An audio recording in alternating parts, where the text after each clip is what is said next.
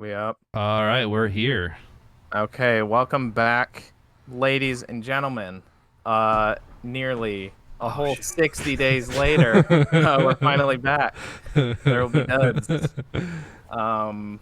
Yeah, we had a long break, but we'll get back to that. I am your co-host, TJ, and with me, as always. Hi, it's Nick, aka Dr. Funk on Twitch. I guess I have to say that now because I've said it every other episode, huh? Yeah, like you're in too deep now. Yeah. I forgot the order, and now we have five It's you people. next. Okay, this is Travis. And then Yeah, doesn't matter. I forget our. I'm Tommy. I don't know who you're pointing at because on my I screen know, you're the pointing at. orange Yeah. You Some just- Brady you just Bunch pointed shit. at Move, Nick. TJ. I That was lied. idiotic. Yeah. I'm Deegs, also known as Velociraptor, aka Young Tiny Dick. Wait, Wait. I'm fucked up. That's a little sus. That's a little actually. Why is that Yo, sus? it's me, DJ Young Baby Boy Tiny Penis. Dick? Yeah, you've never heard that name before? It's me, underage boy with a tiny penis. Wow, we're 2 months away and we're already just Yep. going full steam on like problematic open shit. it. Just like hell yeah. Jesus. We're gonna get Yeah, raunchy later, so Oh yeah. oh 100%. FBI, if you're listening to this, I don't know these people. Yeah, that is true. We got five. It says we have 5 viewers, so one of them has to there's be 5 of the us on Federal the Bureau call. of Investigation. Oh. It's us 4, and then the FBI. Yeah, I wanted to bring up the I guess the whatever you call it, the stuff you gotta get out of the way first. We now have social pages for the Yeah. show on Facebook, Instagram, Twitter, and also as of today, I just made the YouTube, so there's old episodes are there. You'll be able to listen to this wherever and anywhere you don't actually want to listen to our show. So but yeah, so those are up. Like They were- audio.fm. Yes, on okay. Okay. Oh, there, okay. Sorry. Yeah. Um, what are those Scrobblies on Last FM? Scrobbles? You know what I'm talking about? There's like a payment system, not a payment system, but like on like Last FM, like you get Scrobbles if you're a fan of an artist. This is a dead avenue of conversation. Let's keep going. Yeah,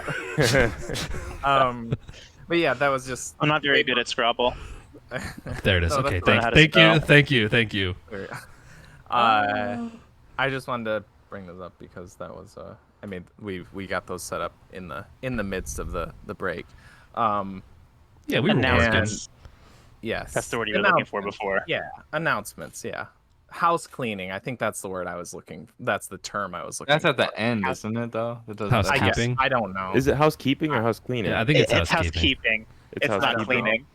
Jesus TJ, Christ, you we're over going. too on- Hey, Occasionally- I got an idea. How about we just start this one over, guys? Let's just. Yeah, start I'm this gonna over. end the stream and then pop it. We're just gonna restart. Hey, we had a break. I think we. Yeah, can- we're a little Yeah. rusty. We should be, yeah, exactly. We're a little rusty. But one could argue we've always been rusty. We've never really gotten, That's true. Not lined rusty. up. Yeah. We started scraping it We're off. rusty boys. We're just Yeah. a Never group been. of rusty boys. White polished. Yeah. Yeah. Oh, nice. Yeah, tiny rusty There it is. boy dick. Yeah, that's what I was trying to Great. think of. Tiny too. rusty baby dick. Jesus Yeah. Wait, Christ, did you do Wusty? Like, little Westy. A rusty penis. Oh no.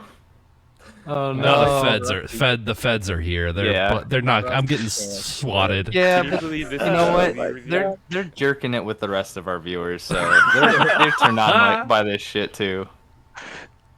Could give you Okay. Oh tetanus. my god. before we get into other stuff. I don't think anybody caught that, but that was pretty good.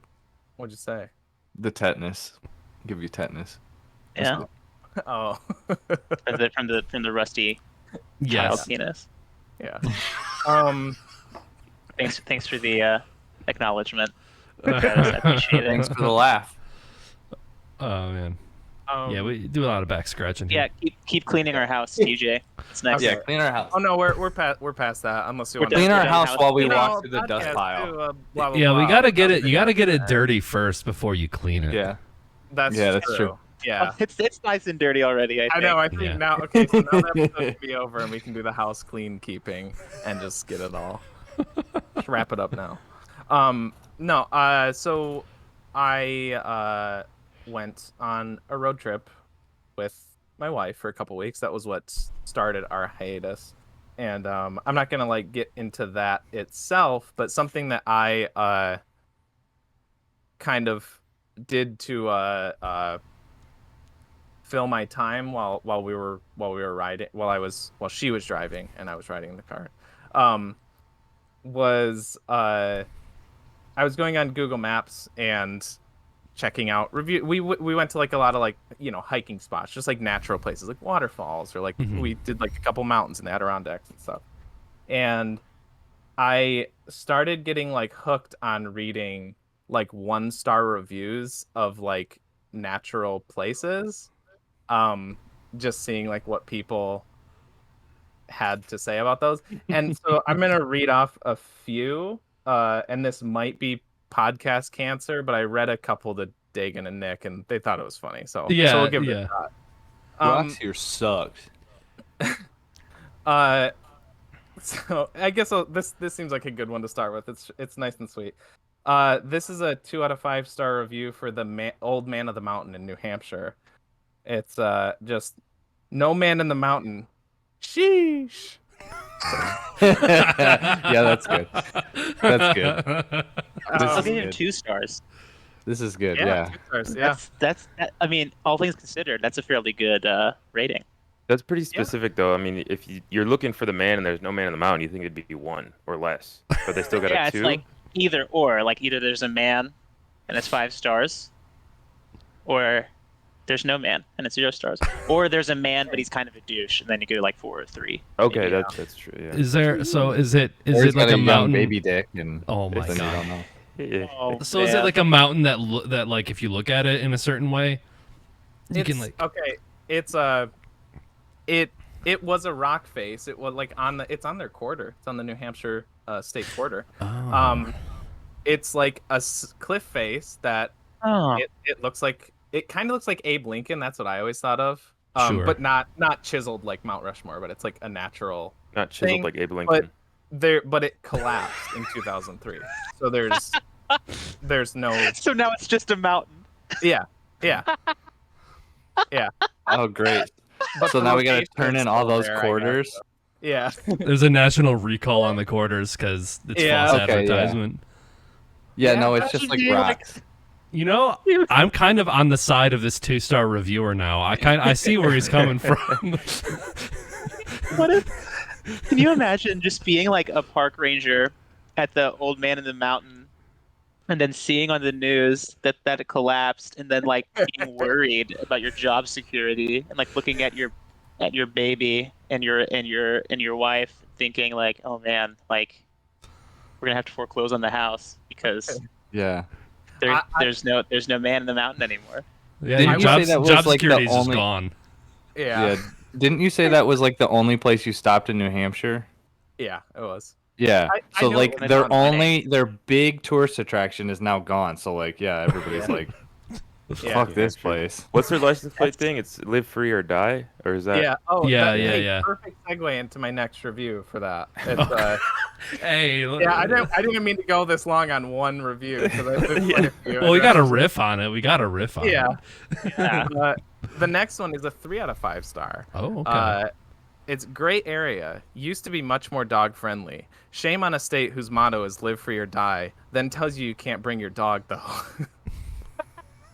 That's the only. Oh, That's what freedom means to me. Is I can bring my dog anywhere I want to. if my dog used to be more can't dog bite friendly. someone who sticks their hand out, this is bullshit. It was more dog friendly when there was an old man there to, Oh my to God. pet them. There That's was like one- a this thing. Is what? Especially in Mountains like petting Michigan. No, like there's like all these beer gardens and people get pissed when they can't bring their dogs to like these beer gardens and shit. Oh Like yeah. people get very angry, and like I've seen some like 1 to 2 star reviews. Beer was great, food was great. They wouldn't let me take my dog in here. 1 star, I'm never coming back. That's stupid. Yeah. Yeah, that's how it is. A lot of the beaches out, like Lake Michigan, that there's like dog beaches over there, and now, like, all the reviews are like shitty because you can't bring your dog like at any hour of the day because like the beach is eroding, so they have to keep like kind of like moving the public beach closer to like the dog beach. So now it's like the same shit. So now it's like you can't bring your dog on the beach between like 11 and 5. So Oh everybody, yeah, you were telling like, me about that. yeah, everybody's like, it's Yeah. not a dog beach. I Why brought would you my go dog to the here. beach before 11 a.m.? I mean, I guess Like- if you live right there and you have a dog and you Yeah. like, it's just for the dogs. But yeah, The whole Yeah. point of No, vacation is Shuby. you Point sleep taken. in, and It's then just- you eat lunch, and then you go to the beach yeah, with your dog. Yeah, well, that's Yeah. why people are frustrated, probably. yeah. Anyway, 2 stars. All right. So this isn't a natural thing. It's a sculpture, but it was like a thing that we stopped by. So I don't know. I looked at it. It's the largest zipper in North America. It's just like a sculpture, pretty much. It's made out of granite. And I Uh-huh. just really liked what this guy. It's a 3 out of 5 star. If you're a zipper enthusiast, this is not to be missed. And that's it. And then it ended But with it's still got a 3. well, I guess Like, he's not a zipper enthusiast. Oh, okay. So he kind of did a little bit of like sarcasm. He left like an ironic review, like Yeah. It's like, I there know are- you're out there. There are some ironic reviews, like If you There's give a a- shit about dumb shit, then you'd love this yeah. place. you dumb Yeah. piece of shit. If you're But I'm boring above as it. fuck, stop here. yeah. Like this one for I think I didn't keep the name of all the locations like a dummy. But I think this was Acadia National Park, and they said 1 out of 5 stars. Not as pog as I expected. There were trees, fjords, not much wildlife. Would give 5 stars if they provided Baja Blast. Damn it. That's you know pretty what? I think you Baja just Blast created would be like pog. a tradition for me. Like now when I go to like national parks and stuff, I'm gonna leave reviews.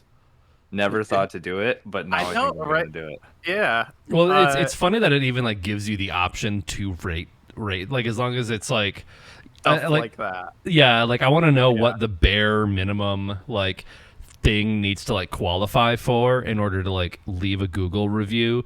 Like if you were to like make your house like a place that you can check in, you're like 1 star, went to TJ's house and he wasn't here, or, you know, it's like Didn't have any Baja fucking Blast. Didn't in have his any house, Baja- dude. It sucked. yeah. Yeah, No BFB. his Christmas lights sucked this year. yeah. That well, I mean there's already March. yeah, well there's like those insane Facebook groups, like the Neighborhood Watch Facebook groups, where like people are basically just like, I saw a non-white person in my neighborhood. Like that's literally all they are. It's Yeah. just like avenues for people to be like racist in the suburbs. But like, can you imagine like a Yelp system for like, Mark and Samantha down the street, their lawn's getting a little bit long. 2 stars. When are they gonna mow it next? Like shit like that. You know we're sliding into the literal plot of a Black Mirror episode, right? Is it? This is a Black Mirror episode, yeah. Yeah. Nosedive. Nosedive. Yeah. Oh, is that The one with wait? Bryce Is that Dallas Howard. Is that Yeah, the Bryce one Dallas. that like the where did I was listening to something and they were like, oh, it's a ripoff of the Community episode. It The is Meow- kind of the the Meow Meow Meow Beans. Yeah, it's like the Meow, same. meow, Yeah. beans. Yeah. Yeah, it's similar. Yeah. Um. All right, we've reinvented. Well- We've invented Black Mirror. Hell yeah. Well, I mean, it is kind of funny because, like, yeah, Yumi and Daegan were up in Frankfurt, and we walked into that. I don't know if I'm stealing your thunder here. We walked into that bookstore, and we saw that book that was literally like 1-star reviews of natural oh, parks. Yeah. Yeah. It was That's- this. Yeah, it was this exact thing. But I just remember walking in and like we looked at it and we were like, "Are you kidding me?" Yeah. Yeah, that There's was no- because we had just talked about it, like on the drive there or the night before, and then we Yeah. walk into that bookstore and they have a whole novel of 1-star reviews that are just stupid. That's how you So know it's buy like a that good movie. idea. National Park. Can You you get a bought it, right? copyright strike for No, that? these had to be I had to find these myself. I'm not gonna buy a book and just read out of a book. No, no. Just buy it for your not for the cloud, Yeah, not for the not- stream. No, Just buy it yeah. for yourself, like as a fun memory. I don't buy books. I just I- write them myself. I still would hold the same principle. I think it's better if I just find it myself personally. I don't call them books though. I call them manifestos. I nail them to Stephen people's King is a doors. chump, dude. I can write it way better than he ever could. Speaking of children speaking of, like, penises. no, speaking of how little or how not a Little thing, dicks are. something needs to was be. gonna No, say. I'm still on these. Oh, no, how nothing a thing needs to be to have a Google rating thing. There's one for Plymouth Rock, which That's is not a nothing thing. That's like part of America's heritage. It is, but like when you're talking about like a Google review, it's like it is a rock. I agree with you, Yeah. but a lot of people don't. And that is what a One-star, lot of the. I'll do a. The Pilgrims a murdered the rapid- Indians. I think the same thing about Thanksgiving is a Stonehenge scam. too. It's just like a pile of rocks. Like, That's the But thing it's is an every now alien and pile then, of rocks. that's every true. now and then you'll be reading like laughing at these 1-star reviews, and then like one person will be like, yeah, they like murdered Indians, and like that's not cool. And I was like, well, I guess they're not wrong. And then I just keep Yeah. scrolling. That's not very Next funny. You know, if America had never happened, then Ted Bundy wouldn't have ever happened. Like, that's kind of like, I mean, one thing does not equal Jesus. another necessarily. I'll do some rapid ones of Plymouth Rock because there's quite a few. There's a lot of 1-star reviews of it. There's, Not a very popular place. yeah, these are all 1 stars. It's a wet rock in a Colonizers. cage. Nice area, but brace yourself for disappointment in the rock itself. Another one, trash rock, no good, too small. Needs to be 3 times the size at least. They didn't even land there. And I really like this one. Get him with a This really historical burn. pragmatic one is it's a rock. I can go anywhere and find a rock. And then, Dude. I just heard on Saturday that someone chiseled a 8 where the 6 is, and now it says 1820. Why would someone do that? Hopefully they catch them on camera. That's one sentence. It has too much people and poo. I step on too much poo poo. It's smelly. That's I think you should leave skit right there. Yeah, shit. that's 100%. This one Too is many like mud pies. it's not. Yeah, too many mud pies. Yeah, this one is not. It's not as like ridiculous as some of the other ones, but this is the one that like was like, oh, I need to start reading these more. It's again, I don't know the exact location. It's a mountain peak that you hike up to in the Adirondacks. I don't remember the specific mountain. It's a 1 out of 5 stars, and it just says windy with an exclamation mark. It's a mountain. So just a comment on the weather then, huh? Yeah. Like Oh. rain. Okay. Doesn't really tell me anything about it. It might rain at this location. Be careful, it sucks. This is kind of along the lines of what I was talking about before. This is Independence National Historical Park in Philadelphia. It's a 1 out of 5 star that just says they let Nazis rally here. Oh, I mean, Fair you point. know what? Topical. Fair point. Yeah.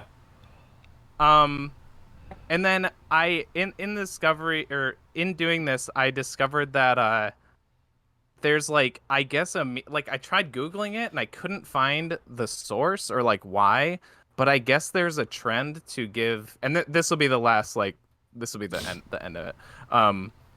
There's a trend to give like 1-star reviews of the Grand Canyon and talk about how you lost your pants there. Oh wow. So there's a ton. There's like hundreds of them. But I'll just read a couple of my favorites. There's always been on my bucket list and would have been 5 stars had it not been for all my pants in the RV were missing after the first night. Called the police and was told, that's the canyon for you. What? So it's like copy pasta, but in real life. Kinda, yeah. And then this one's my favorite one. I guess I'll end it on this one. I was enjoying the view late Thursday afternoon when I quickly realized my legs were a bit chillier than usual. I made sure to bring a pair of nice thick Wrangler jeans. My wife got them for me for Christmas. See image below.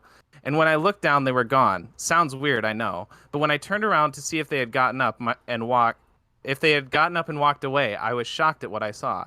To my surprise, my least favorite person in the world, Anderson Cooper, see image below, was behind me eating my beloved Wrangler jeans, the ones my wife bought me for Christmas. See image below. Please fix. I want to start doing that all the time. Is like whenever I'm texting or emailing somebody, just put images of what I'm talking about, even though if they don't like, they don't matter at all. That's so good. I don't know if you guys do. That's the. Of course. Anderson Cooper. Travis, that is so bad to your mic what you're doing. What's that? Just unplugging it while it's. Do you have like fan Oh, power? Oh yeah, Yeah, but I still going? I muted it first. Did you turn phantom power off before you took the mic off? Like unplugged it? Yeah. Okay. Sorry. I'm like the audio nerd in me is like watching you just like unplug it, and I'm like, just don't do that. Now I know how to torture Nick. Like yeah. tie him to a Play chair with and your like microphone. unplug a microphone a bunch. No. It'll be like this scene in Casino Royale, except with a microphone. You're taking the mic on the cable and swinging it under the chair and like hitting me in the nuts with it. It's phantom power on. Yes. Yes, Mr. Bond. I saw a meme from Casino Royale. It was Mads Mikkelsen, and he's like the one where he's like sitting at like, is it blackjack or is it poker that he's sitting at? Poker. He's like sitting at the poker table, and someone photoshopped in the board game "Don't Wake Daddy," and then it says, "It appears you've woken up Daddy, Mr. Bond." Yeah, I've seen it's that so one. goddamn good.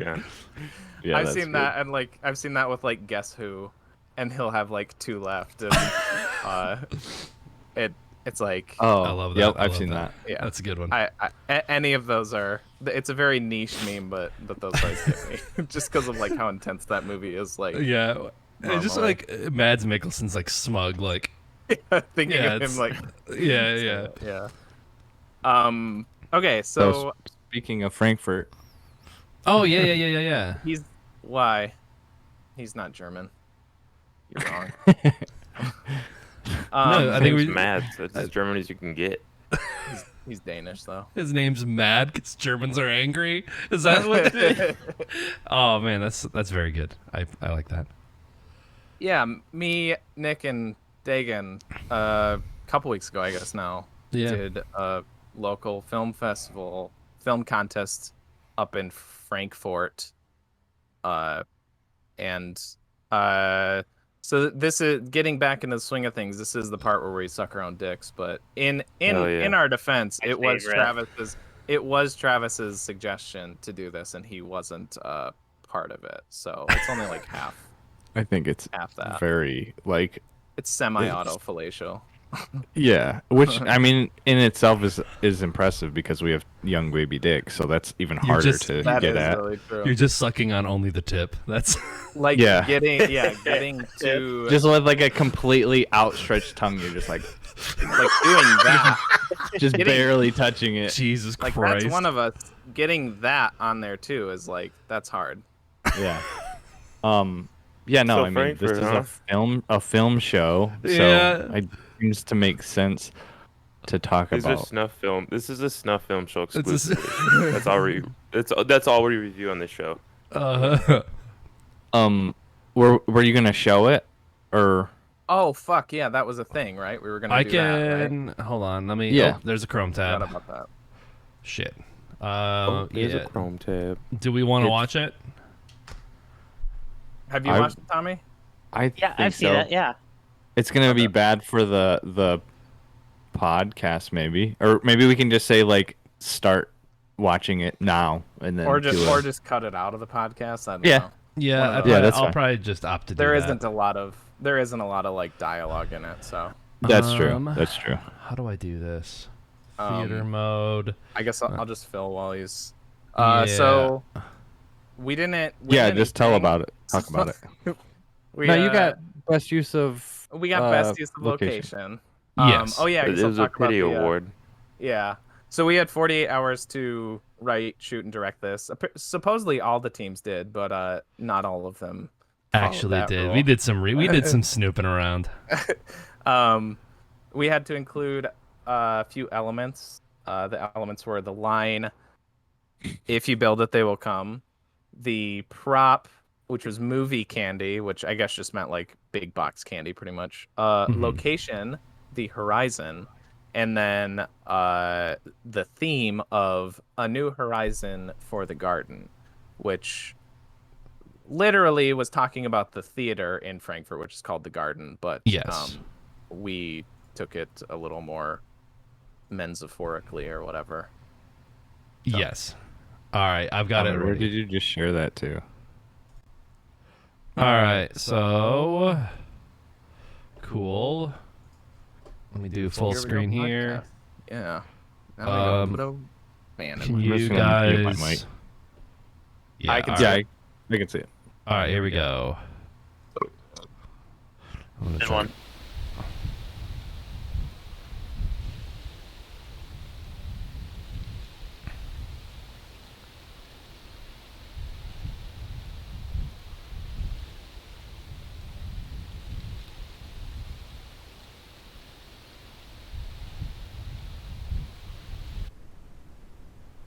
No, thanks.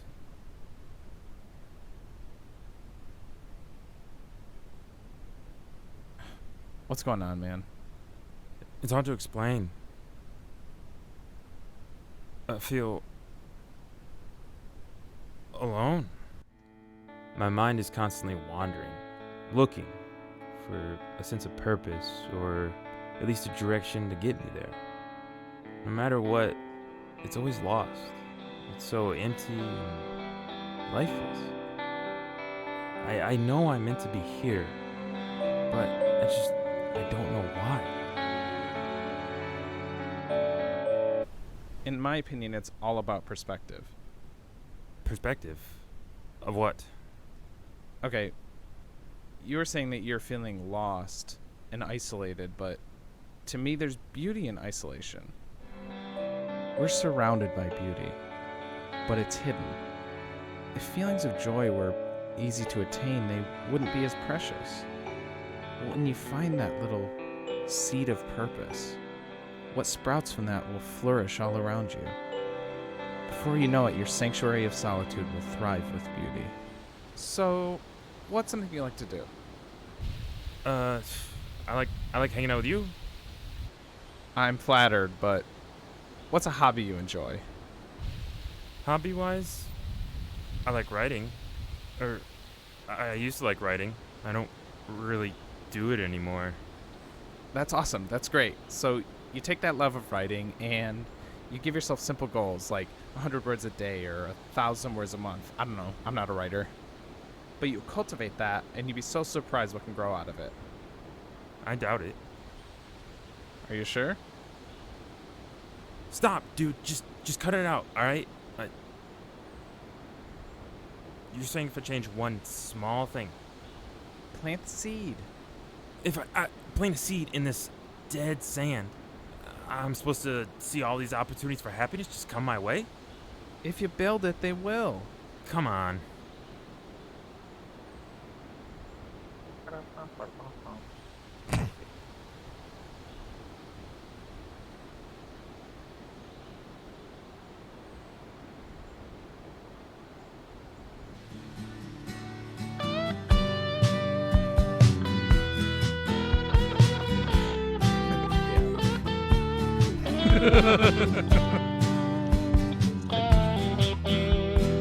Oh, look at that big shit trying to run.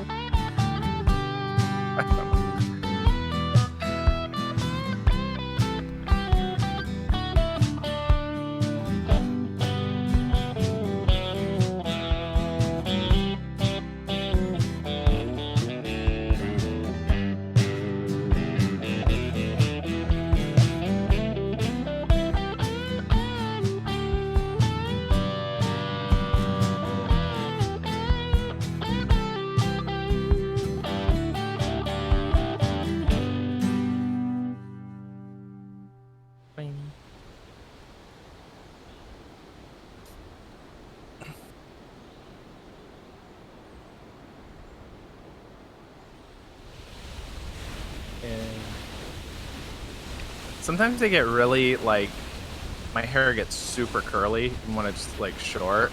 I look like that last close up of me. I look like a player character from Pokemon.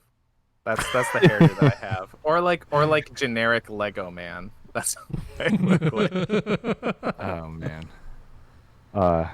Yeah, I really thought when I was watching it, like especially when you were going down the dune, I really thought you were gonna like eat shit. Like I thought that was gonna be like part of it. You were gonna like eat shit and then like look up from like a face full of sand and see a flower and be like, See, that would have been perfect. Keep running.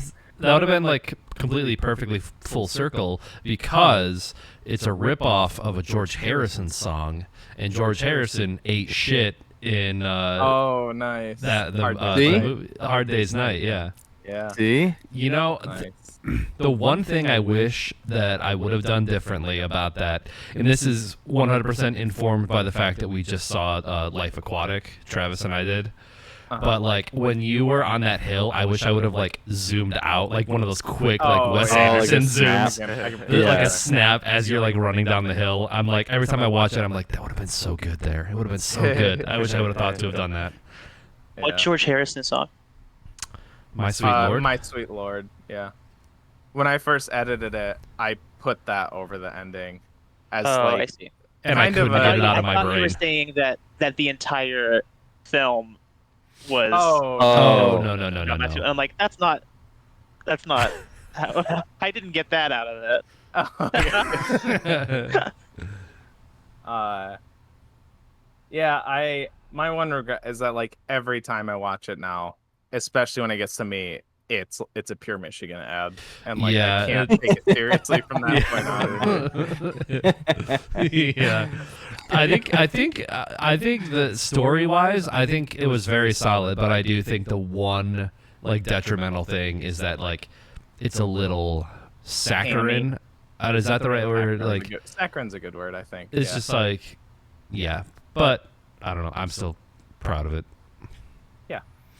How long did it take you guys to come up with the idea? Because like when I messaged you guys, because Nick and I had talked a little bit about maybe having Isaiah and I like help pitch ideas or whatever. And by the time I texted you guys were like, "Oh, we're shooting it."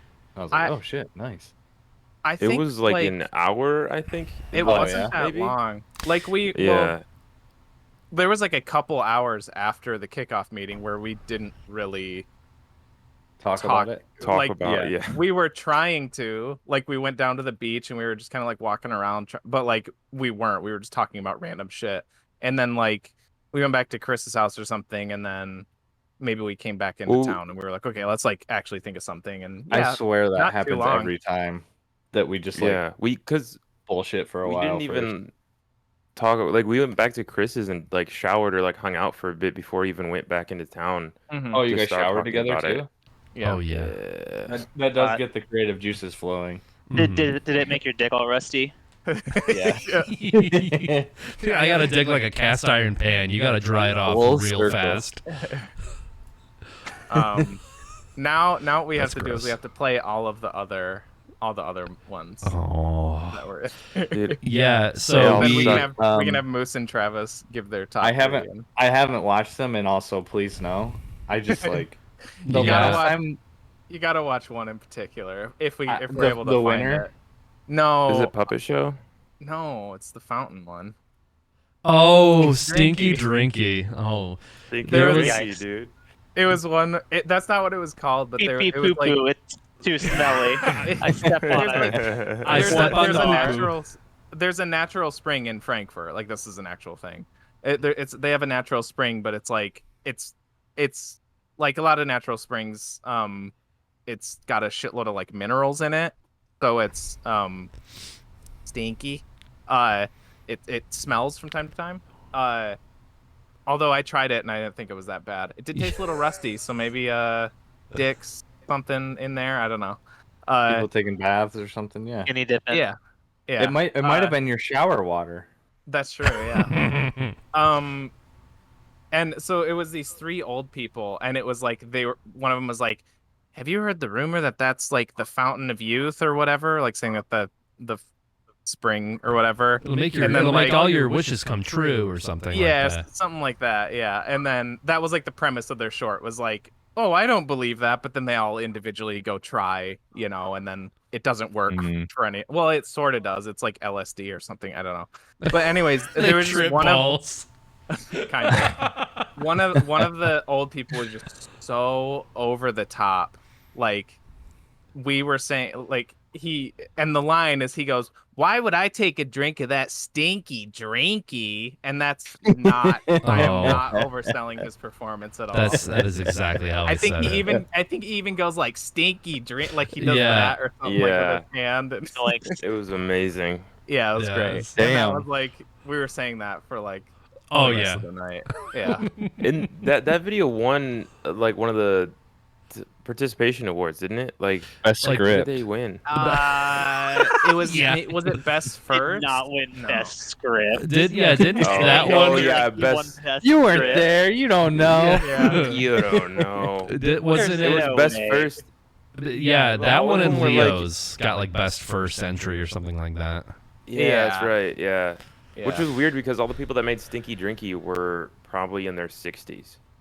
Yeah. Yeah. Well, I don't know what You know, that. it's good to pick up new hobbies in your Yeah. old age. You know Yeah. what? Fuck I don't them, think dude. if they were 60 and they came up with stinky drinky, like that's actually good then. I kind of like that then.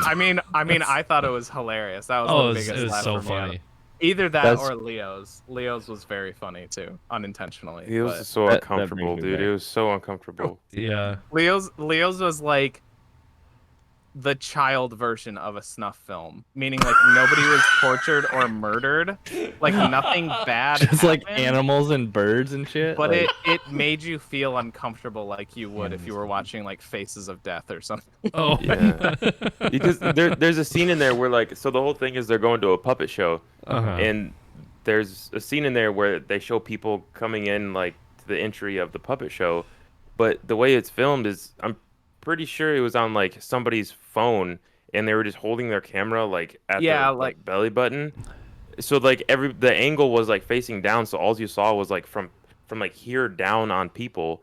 And it wasn't they weren't actors or anybody. They didn't know he was filming. They were just people coming to actually see a show. Yeah. And they knew the guy filming, so there's a few times that they would stop to talk to him.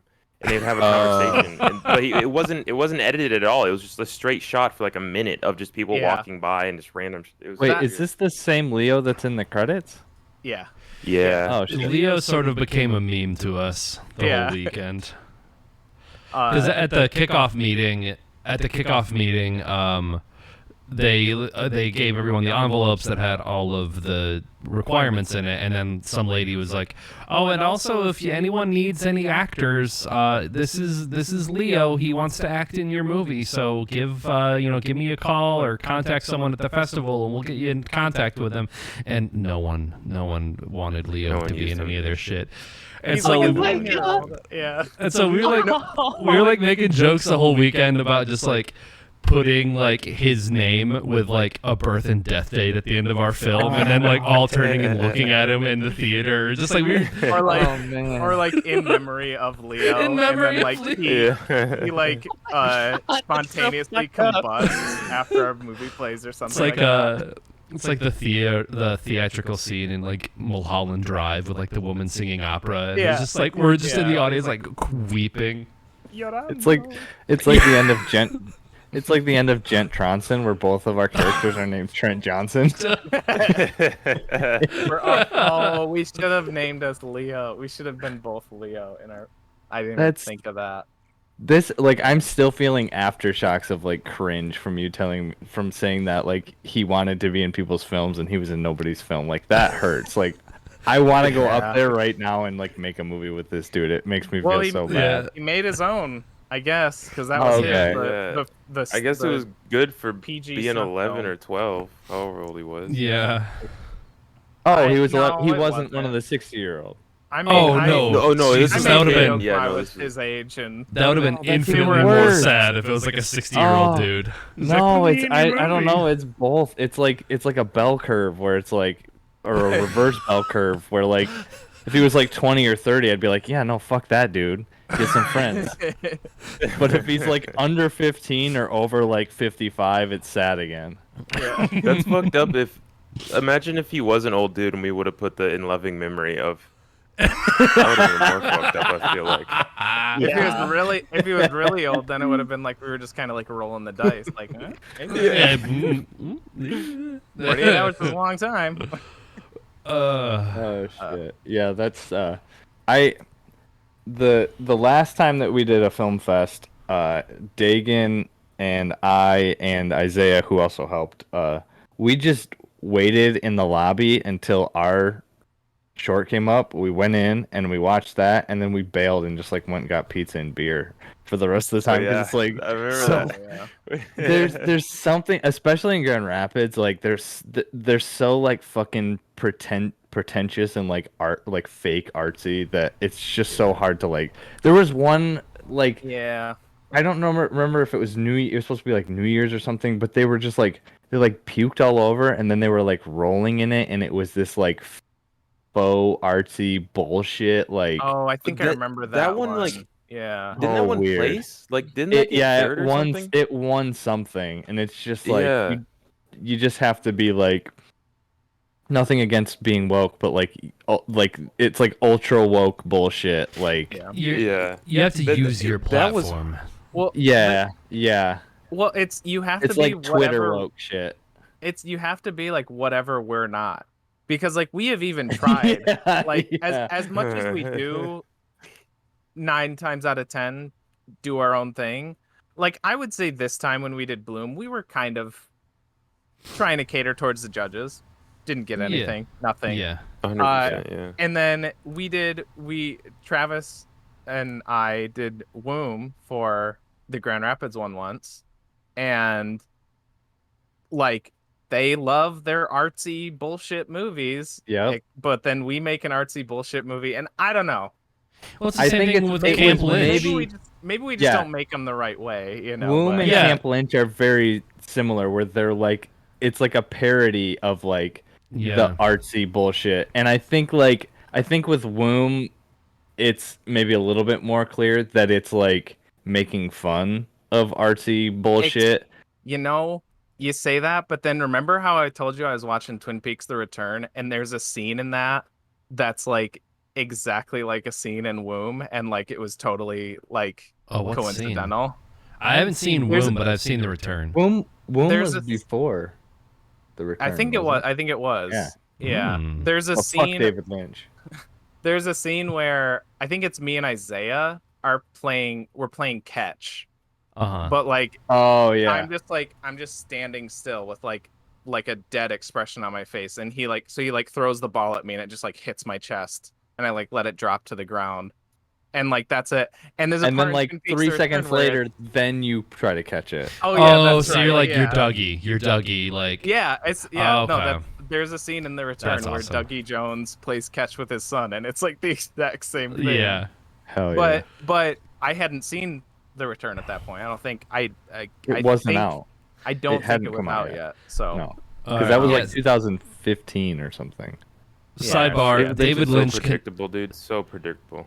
David Lynch considers Predicting Twin anything. Peaks: The Return to be a film, so I want that in the cup, all 17 or so hours of it. I think we did talk about that ahead of time, but that'd have to be like a planned out thing, or I don't know. That would definitely have to be done differently. But I am for that idea for sure. Or Firewalk with Me, I guess. If Oh yeah. Okay.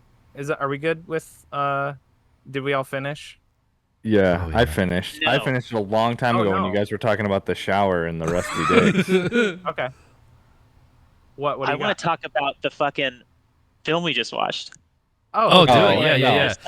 Oh, Yeah, I feel like we're just do. talking I wasn't about all talking- this The weird artist shit is that y'all present. used to do.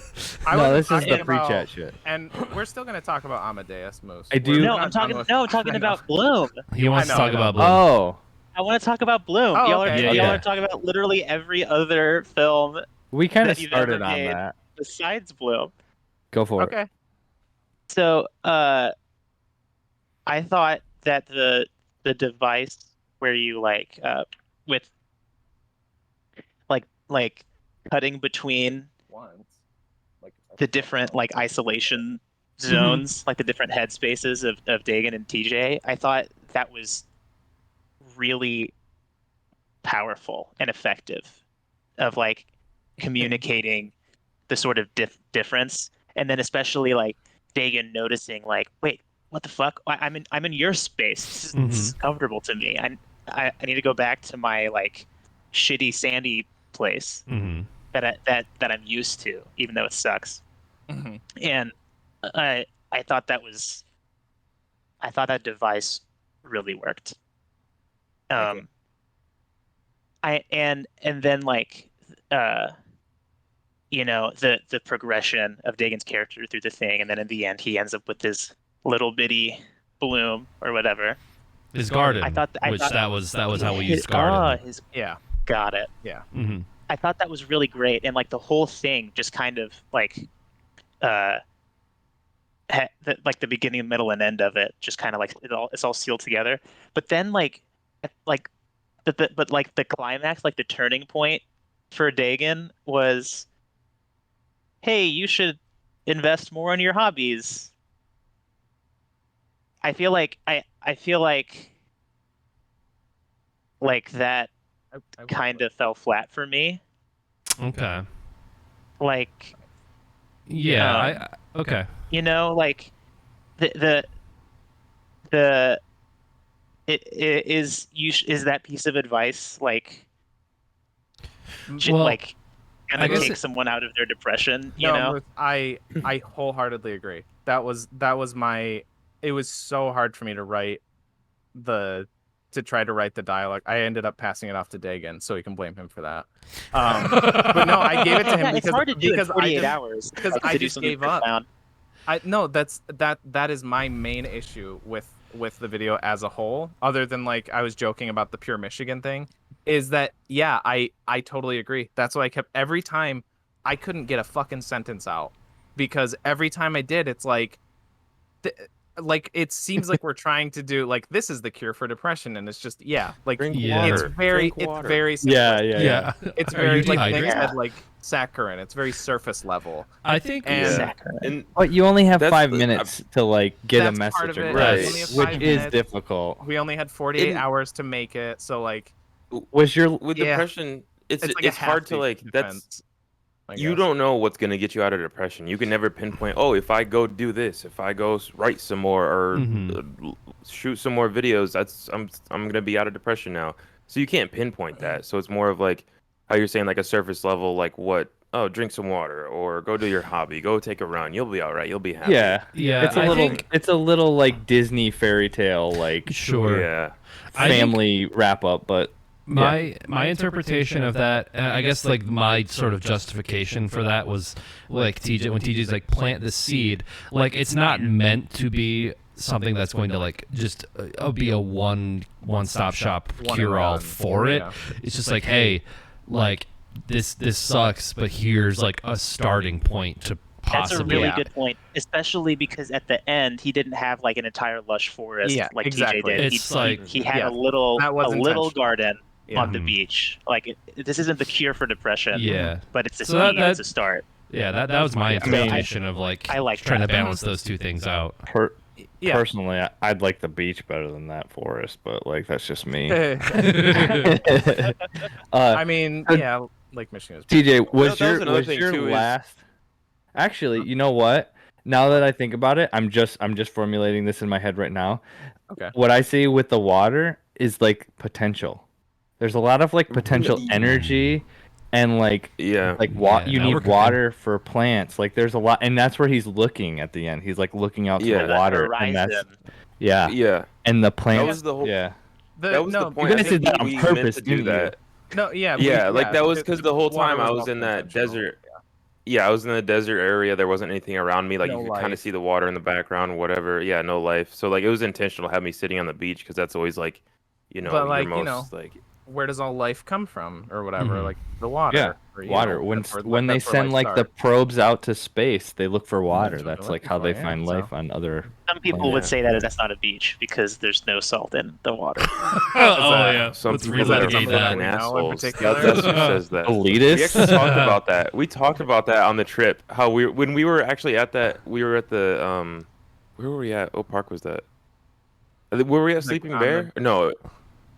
We were at that lookout where there's a shipwreck on the beach. Oh yeah, and We were talking about. We had a whole conversation about how people from East Coast or West Coast, when people from the Midwest or especially Michigan say I'm going to the beach, they're like, you don't have any beaches in Michigan. It's like it's all lakes there. What do you mean you don't have any beaches? They're all There's jealous. Lake Michigan is so much better than fucking ocean water. There's no sharks. If you no salt. It's so perfect. I've been it's perfect. In the last Too year, much I've PP been and poo-poo. I step on it and it smells bad. I feel like that I will big say- stinky drinky. in the last year, I have been to both the Pacific and the Atlantic in a few different spots. And as far as like beach going, I don't think anything beats a Great Lake, at least from what I've seen. There's probably some theory. not Like in even the at that entire world, spot, even at that spot we were at, we were like, if you could take a picture of this and you would think it's the ocean, because like I think people that like don't think of Lake Michigan as a beach, it's very obvious that they haven't been there, because once you go there and you just see how massive it is. a lot of people don't realize that, like, they think like for instance, think when of- I did that movie with all the people from New York up there, like every single one of them is like, oh, I thought you could see the other side. Like they don't realize that it's No. it's kind of like it's like a sea. It's kind of like a I've small explained like, that. sea. I've been Explain on, that on to like me, a flat earthers. Like, Yeah. I can't explain that. Why can't we see the other side? Bitches. I've been out on like chartered like boat like fishing things on Lake Michigan where you're literally on the boat going as fast as it can for an hour straight and you still can't see the other side. Mm. So tell me we're not all in the Truman Show. It's just like on a much bigger scale. It's a treadmill. Lake Michigan is a treadmill. a It just keeps treadmill. fucking going. Yeah, there it out is. there. Yeah. Oh shit. But yeah, that's that's- like that's another thing too. Is the West Coast has like nice sandy beaches in like Southern California, but they're all overpopulated. The more north you That get, the too, more yeah. rocky they get. That's part and of then it, all yeah. the East Coast is mostly like just rocky, and then the more south you get in the East Coast, same thing. It's just overpopulated. So I feel like Yeah. Michigan does have the best Needles, too. beaches for like least population and like most sand. Just I'm talking about, yeah, if you're just going to like you want to hang out at a beach, not like, I mean, there's very awesome coastline on the, I wasn't saying Yeah. that like, oh, they're not impressive at all. Like Pacific Coast Highway, the main coast is awesome, but it's not like I'm Yeah. not gonna go there if I want to go to the beach. I'm gonna go there because I want to like climb some rocks and see some waves like crash all over the coast or whatever. It's cool. So but to, like to get sandy beach, yeah. to get back to the short again, you said that you Yeah. let Daegan start writing. So was your last line in the script, was it where you said, I don't know, I'm not a writer, and then you just handed him the script? Pretty much. and then Daegan, like, that was just like you just like wrote that as like just saying like I'm not a writer, and then Daegan was like, oh, I guess this is TJ's that's last line. perfect. Okay, I'll No, just go for I it. actually, I did actually, like, when I passed it off, I was like, I don't think I can write my part because I'm depressed. I don't know how to write. Like, And then I was like, I am too. How are we supposed to fucking do this? we're the worst team to do that. We should So have. then you guys Leo got depressed, with his like. and then you were like, let's just end this shit. Let's just get it. We could have made a full film we if it should would have just had Leo been with all his, like, depression The and ending is optimism. ending TJ with ends one up of in us. his own desert. yeah. It's It's the he ultimate just kills dark himself ending, inside of yeah. his own desert. Yeah, it goes. Jesus That's how you guys Christ. should have done it. Oh. Flip-flop it. Yeah. Oh, You just should man. have. And I'm just There like- should have been like the only tree in the desert. You should have hung yourself from that. That would have been a great ending. You should have just walked out into the water and drowned yourself. Just like, drown. together. Like, I'm thinking hold I'm like. hands. Holy shit. I'm thinking I like collapse and I'm like reaching. I've got like sand all over my face is like so dry, and I like reach, and then like there's kind of like a little hill, and right on the crest of the hill, Leo's like turning back, looking at me. He just like walks away. I really like. You do the fast zoom, the quick zoom into Leo's face. Leo just shows up on the beach and hands you a gun with one bullet in it. Like, okay, we were making jokes about like having Leo show up in our video just so we can like kill him off or whatever. Now I really like very normal thoughts like, to have about a 10-year-old. Very normal thoughts. I almost more like the idea of having Leo come in to like play this evil character who's like who represents like depression and like hatred. But we like don't tell him that. We're just like, oh no, just go stand over on that hill. It's cool. Yeah, it'll be really cool. Just stand over there and then walk away. And he's like, what's this about? And it's like, oh, I'm like lost in the desert and you're kind of like helping me out. Just go over there. Okay. All right, you did. And then like he doesn't know until he sees the final product. And he's like, grab this gun. Here, take this gun and just point it at me real quick. It's like the reverse of like The Shining, how they didn't tell Danny that it was like a horror movie. Oh no, I guess it would be the exact same. We wouldn't tell Leo like what you the like point animate of the movie little was. devil horns on him. Oh my god, yeah. In the final cut. Yeah, his, wait, like, is that voice. really? They didn't tell him it was a horror movie? I don't think they. Yeah, I think because they didn't want to scare him because he was a little kid. But yeah, the kid who plays Danny, I don't think he knew that it was like a horror film that he was in. Yeah, it was supposed to be part of it. Like he knew, or I don't know. He was supposed to be kind of like used to seeing shit, I guess. So it wasn't like. Damn, I'll have to rewatch it with that in mind. That's cool. Speaking of that, some of those like ghosts that he saw or whatever were pretty fucking creepy. Oh looking. yeah, yeah, but oh, yeah. are they ever in the same shot? So I think Danny does see the two girls standing at the end of the hallway, but I don't think he actually sees them like all bloody and gutsed out. And yeah, shit. no. Yeah, Because it's like those are like quick flashes, quick cuts. I don't think he actually sees any of it. That's what I'm thinking. Like I'm picturing like every time he sees a ghost, it's a straight on of just him, and then like a POV of like what he's seeing. I don't know if he's ever in the same shot as maybe. Speaking of point. Doctor Sleep, that's pretty good. Y'all Is should it? watch Doctor Sleep. Yeah, y'all I should think watch it's it. okay. Is it really? I don't know why Travis pretty likes good. it so much. I I think like it's like it. I think you it's read the book? fine. I haven't No, read the book. but it's kind of like not even close to The Shining, I guess. Maybe that's why I just didn't really expect much from it, and then it was just What's kinda, the like, cool. That's like What's the premise your of that one again? criteria, Travis. It's Ewan like, Mc- it's if a who- movie is not what you expected, it's like the best movie ever.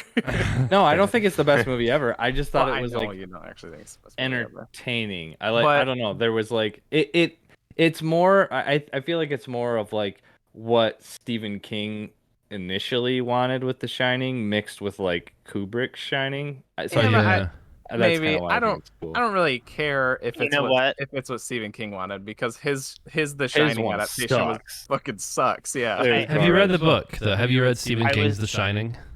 I've read The Shining. Yeah, It's what? It's pretty good. Yes, I was getting this confused with The Sixth Sense. Oh, okay. Oh, Okay. Well, Like yeah. that kid sees some shit. Yeah. Okay. Oh, yeah. Okay. I haven't seen Yeah. The Shining. Oh, You should. I Spoiler alert. pretty good. God. Yeah, there's Oh. ghosts. Put Shining Is in it the in- cup then. Put it. Yeah, put it in the absolutely. cup. It might be. It That's like top it 10 for me. probably is. Easy top I 10. Just think put all the it's Kubricks in probably there. I have a few of his at least. I just don't know if that one's in there, but there's a few of his. The Shining, however. Oh yeah, there you go. So you have seen it pretty much. If you've Yeah. seen that. It's basically that, but just like 3 hours long. Yeah, it's in Same there. thing. Yeah. Sorry to wait. Were you gonna say something else, Nick? He was just saying. No. Okay. Just Okay. Oh, about the well, I book. guess like I mean, if you want to talk about like Stephen King's version of The Shining, like the book is like you almost have to view them as two completely separate like That's- entities because the messaging of both things are so vastly different. Yeah, that's Yeah. that's what I try to do with like everything now. I try to not be like, well, it's not as good as the book or like blah blah blah. Like they're two separate things. It's two different mediums. It's like, Speaking The of Artemis that, Fowl movie, on the other hand. yeah. I've heard mean, that's terrible. you can have there can still be terrible adaptations. Like regardless. Speaking of that, the only pre-chat thing that I wanted to bring up is Dave. Season 2 just ended, And I was talking about this with TJ a little bit, and he doesn't really vibe with it great because Lil Dicky's like online persona is like just super ridiculous comedy shit. I haven't finished second season yet either, Okay. so we'll see. I haven't finished the Don't- first season. It Oh, is. It's a view it more. It's a biopic. It's like it's based on based on his like true story. It follows his like loosely blazed.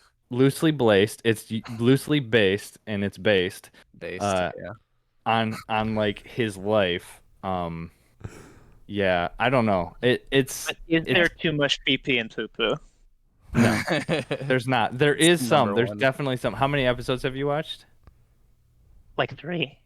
Okay. Did you get to the episode with the like the The little last one ass? that I watched is where he performs for the kid's funeral. Oh, okay. Wait, Okay. so yeah, you saw the one with the little like it's just like an ass with like legs. It's just like a rubber like sex toy thing. Oh, Did you see that one? no, I I think that's don't think the, so. no, That's- I don't that's think later the- on. Milking That's later table. on. Okay, The kid, yeah, no, the But kid. that's like one of the sponsor is last episode episodes, I'm 2. pretty sure. it's like 4. Yeah. I think that's like 4. Yeah. Anyways, that's all I want to say. It's not just. It's like a different medium. So don't. It's like, I don't know. Are mean, you for talking what? just the his He music? didn't write a second book. s- What are you talking about? What's that? No, I'm He saying didn't write a the book. music of his like. There's like YouTube. I guess it's fairly similar to video. I but like, I reference to him in real life, but that's not why. I like No, I his know. music though. no, I Like, know. I but- was What making a are we segue. talking about? I'm so confused. No, Travis. TJ was saying that like you take them as 2 different mediums, and they're different. And I'm saying But take like a person is. Little Dicky's online YouTube music persona and kind of separate it from his like Dave TV show persona. They're Okay, kind of the yeah. same medium, but like they're not. I guess that's I what see I what was. you mean. Same The- You're the- saying take Imitate the music videos of like the character Dave in the music, Lil Dicky in the music videos, and the character Lil Dicky in the TV show Dave. Think of them as 2 separate pieces of art and not the same person. Kind of, yes, kind of. Like But what they're about still when he like does close, like but- music videos in the show? Like, yeah, like that basically feel picture, like one that he would put on his YouTube channel. basically picture the TV show him, and then like the music videos that he puts out are on YouTube, if that makes any sense. So it's like not really him. There's like 2 different like persona. Like there's like a it's kind of like an influencer type thing. Like an influencer, they take all the right angles and they only show the pictures and the stuff that they want to show. But then there's like a real them, if that makes any sense. So in the first episode, he's like, "Just got my dick sucked," and he tweets it out, Yes. and then his girlfriend gets upset because her mom saw the tweet. Yeah. Yeah. That He's like, kind of thing. Yeah. Okay, so there's like, so you're saying there's like 4 levels. There's like Dave the Kind of. person in real Yeah. life, and then there's It- the character in the show, and then there's the character that his character puts on as Lil Dicky, and then there's the guy Yeah. in the music videos. Kind of, yeah. Yeah. He's multifaceted. It's a lot of nuts. There's Multi-glacial. there's the 9th episode of the 2nd season is fucking wild too, by the way. It is like Did you like the second season more than the first, or no? Or about the same? about the same. I know like people Oh, have okay. said like the first couple episodes are really hard to watch because they're very like kind of Build like uppy? well, they're very anxious-y. Like it's very like social, like it's really cringy. Like he goes and Yeah. meets up with like one of his like best friends from like childhood, and the guy like basically flat out ignores him, and you have no idea why, and it's really awkward and shit. It's so hard to get people to go along with the long play. Like I feel like TV shows Yeah, don't do that because of the same reason. Like they'll watch the first episode or 2 and they'll be like, oh yeah, this isn't really going anywhere. This is no fun, and they just won't watch the rest of the season. So like not many shows will do that. Not many shows Yeah. will do the. I think you got to wait till the end of the season to understand what's going on in the rest. I think It's we kind talked of like about this phenomenon in a previous episode, actually, where like people Plug it. expect an entire film in one episode. And Oh, it could, yeah. like Yeah. well, it's like I don't know if you guys ever watched. Speaking of problematic shit, the show Louie. The Not with, really. Yes. with Louis C.K. Yes. I loved Yikes. that show. I loved that show. I will argue that it's still pretty. I think bad people can make good art, and I think that show is great. But that it's a very, very similar premise where it's like a fictionalized version of his life. But sometimes it's like 15 minutes of lead up to like a punchline. Like you're waiting, and if it's not like, you know, X amount of like laughs per minute, people will be like, "What? This is supposed to be funny? I'm not." But yeah, sometimes there'll be like an entire episode that's leading up to like a singular punchline or like a bizarre visual I love gag. that. Yeah, That's my favorite. This is my Sunny reference for the episode. That they do that There a we lot go. in Sunny, where there's like a whole Yeah. episode where it's like, this is kind of not funny, and then at the end it like twists, and it's okay still, but like those the are not my gang favorite trophy. episodes. I think Atlanta Yeah, is They're also not, good but at I that. love the Funny. endings are always so good. Yeah, the endings are still pretty good, but yeah, That's I don't probably know. my favorite one of those build-up episodes. yeah, definitely, I would agree. I need to Alright, watch. I watched season 1. I haven't seen season 2 yet. I'll have to watch that. We can. Watch Well, season two. I didn't know you were gonna bring it up this episode, but if we I just can, wanted to mention it. You just I wanted was to just gonna shout say it it. out. I just wanted to say, Oh, watch wait. it. Well, I didn't 'cause think I- we Wait, would I talk have about I it. have one more Hang on. thing. Okay. I have one thing about Little Dicky. He was in Grand Rapids like all week this week, almost all Oh, week. really? Oh, Oh, really? damn. Yeah, I guess like somebody he knows sister or something had a like wedding or bachelorette party in Huh. Grand Rapids, Oh, and he shit. was seen around Grand Rapids. Like he was at Whoa. New Holland on like Damn. Monday or Tuesday. Oh, wild. Yeah, and then there was another bar, like one of my, like I guess somebody my buddy knows like served him at either New Holland or another bar he was at. But yeah, it was like all Oh, week he that's was just sick. hanging out in Grand Rapids. Yeah. Yeah, that's rad. For some reason, when you said served him, I was thinking like Served- legal papers. served- Like, what do you do? He brings him a beer. He's like, Yeah. he's like one of those like Gene been Parmesan served. type guys that like he loves doing these elaborate like, oh, like, are you- Gene! Like, he's- Are you being heard? Yeah, that's me. He's like, you just been served, bitch. he's just walking. He's like, Just milk this. yeah. Okay. But I was just saying if we had wanted to, like once the rest of us have watched it, we could bring it up Yeah. more or Yeah. not. But yeah, It's just, it's kind of in the middle of like straight up comedy and like serious. So it's like, you know, I guess it is like going with what you said before. It is kind of something that I thought was just going to be like a straight up laugh out loud just like Yeah. comedy thing, and it's got some shit where it's like real, and I guess that resonates with me. Like the music. that is Yeah. yeah. When he like talks more about his fun. little Yeah. dick and the two pee Yeah. holes, like that resonates with me because I have a huge dick with 7 pee holes. So like This, Oh, this, okay. this reminds me of Atlanta. I don't know if you guys have seen Atlanta. I was kind of thinking of Oh that. yeah, Yeah, yeah. But- same Yeah. ish vibe. that yeah. that show was so good at like doing something very funny, and then out of nowhere, like on a dime, it switches over. And like I'm thinking of the episode where like they go, Paperboy has a concert that he has to go to, and they stay at the dorm or like the apartment of some fan who like tries to hook up with him, and he's not into it. And so eventually, like they have an altercation, and they like run away from the venue because I think he accidentally pushes her down the stairs or something like that. Is that the pajama party one? I That think pajama party where they run away from the venue and they end up in like some college neighborhood, and they go to like a college party. Yeah. And it is such a good reveal because it's Lakeith Stanfield, Donald Glover, and the guy, God, I can't think of his Brian name. Tyree Henry. Yes, Right? yes. Yeah. Yeah. They're like sitting on a couch, and the camera slowly zooms out, and there's just a huge Confederate flag behind them. And they're like Oh at my this God. they're at a frat party. Yeah, yeah. And this like dude Yeah. is just like talking to him about like why he likes 90s rap better than new rap or Yeah. something like that. And then he snaps his fingers, and like it's like frat initiation, and just like a ton of like completely naked dudes with like hoods on their heads come in. Yeah. And then My God. Laffy Taffy starts playing, and all of the naked guys start dancing. But then like that episode ends with like Donald Glover and like another character that's like kind of infringing on his space. like Paperboy's like, oh, he's my bodyguard or he's my manager, and Donald Glover's like trying to be his manager, and eventually they get in like an altercation, and then they stop the car and get out, and this other dude just kicks Donald Glover's ass, and it is not funny. Yeah. It's just like very drawn out, and then they just get in the car and silently drive away, and like that's the end of the episode. So it's just like you get like whiplash from that show where it'll be so funny, and then you're like, oh shit.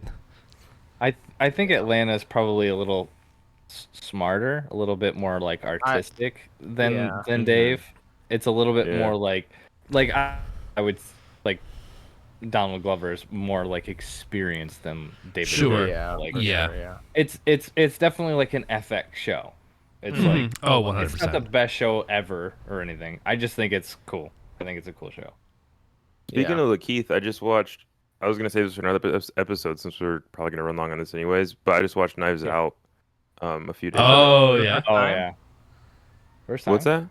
For the first time? For the first time. Nice. Yeah, I haven't seen it. that was my first time seeing it. You haven't? It's pretty good. Put it in Is the it in the cup. cup? Pretty great. Yeah, Put it in the needs to cup. be in the cup. I thought you were about to say But Is we that should one of the watch it. Jordan Peele ones? no. No, it's No, Ryan it's Johnson. Ryan Johnson. Yeah. Ryan Johnson. But It's it has a murder it has- mystery thing. Who done it? I didn't know fucking Michael Shannon was in that, and I flipped my shit when I saw he was in that. Oh, movie. I yeah. fucking love Michael Shannon so much. Yeah, dude. I was Yeah, like, it's a oh, pretty yeah, stacked yeah. cast. It's a very It is. stacked It is, cast. yeah. Definitely. I watched it because I saw Lakeith was in it. I was like, oh, I like his movie, so I was like, I put this on, and just every actor or actress that came up on screen, I was like, no fucking way. Like, I didn't realize how stacked that. Yeah, fucking Oh, that's cast amazing. was.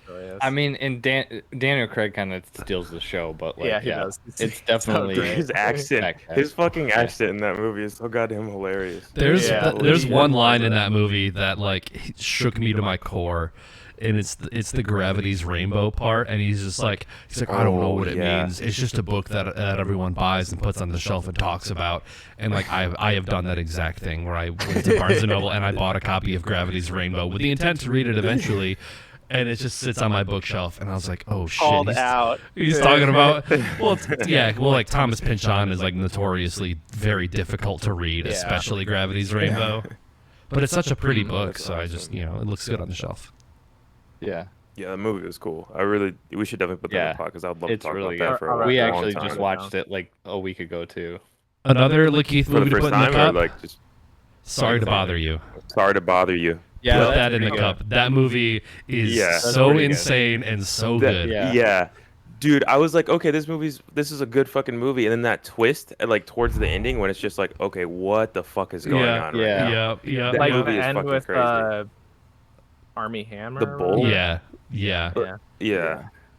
Yeah, that like apartment that I think it's like his girlfriend or whatever, the love interest. Tessa like, that she Thompson, has. I think. Yeah, Yeah, that oh, that's apartment. right. I was like, I'm not- I don't know, that one that kind of gave me anxiety because it's like it feels like the middle all of Times window. Square. It's Yeah. all window, and it's like I don't know, yeah. but yeah. Yeah, that's been a minute since I saw that. Yeah, what's cool about that movie, and I think we should segue into Amadeus after very soon, but what's Yeah. cool about that I movie tried a couple Ty, times. is Yeah, we that have. Boots Riley, the director, is like he's not a director. It's like his director. He's like that's crazy. he's like a like communist, like actually a communist, and like Yeah, that's he right, he deletes and reactivates Twitter every once in a while to just post paragraphs of tweets about shit, and then he'll just deactivate his account. Like every once in a while, I'll see him get retweeted on the timeline. I was like, oh, Boots reactivated. Okay, cool. I wonder what's going on. And then I'll read his shit and be like, okay, cool. Hell yeah, Boots. And then his account's gone. Like, Boots is reactivated. That's Yeah. the director of Sorry to Bother You? yeah, Boots Yeah. Riley. Bootsy Oh, Collins. shit. Oh, Bootsy Sorry. Collins. damn. Yeah, I would say that like, yeah, I guess I don't want to get into it, but I thought for a first movie that was very well.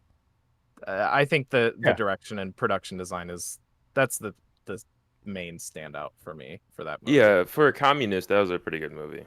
yeah, yeah. Who was that funded by? Maybe it was, I don't know. Maybe I don't know. I don't know who it was Speaking funded by, I of guess. funded by, who funded Amadeus Wait, to are we going drink? to? Okay. So we're gonna do So for stream watchers, you can ignore this, but for podcast listeners, ad break. We'll be back after this ad because we don't want to leave it at the beginning of the show anymore because I hate hearing my voice at the start of every episode. All right. So, all right. podcasters Isn't the will be whole back in a point little of the bit. podcast to like hear our voices? I guess it still is my That's voice true. that usually starts it, but it's not the same exact thing every time. It's, It's not. you don't have the "Oh, I'm so straightaway sick of you." affectation. I don't.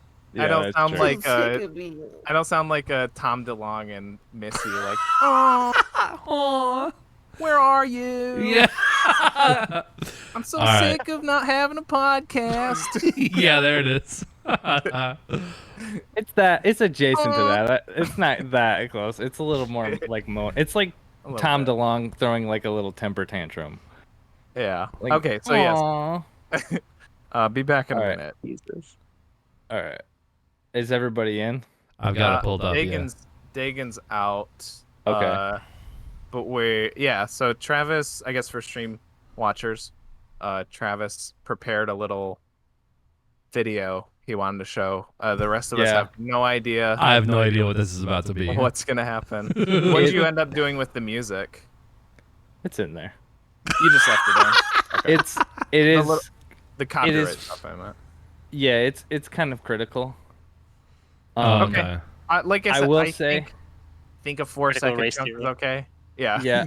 I will say that I shot this and edited it, and like I hate saying. You know what? When I did this, I said edited it to Kelly, and she makes fun of me every time I say edited it. I hate Edited I hate it. sounds- that. How else are you supposed to say it? It sounds Well, like it's- you have a stutter or something. Edited it. so it's edited it. You have to like super Edited duper it. enunciate.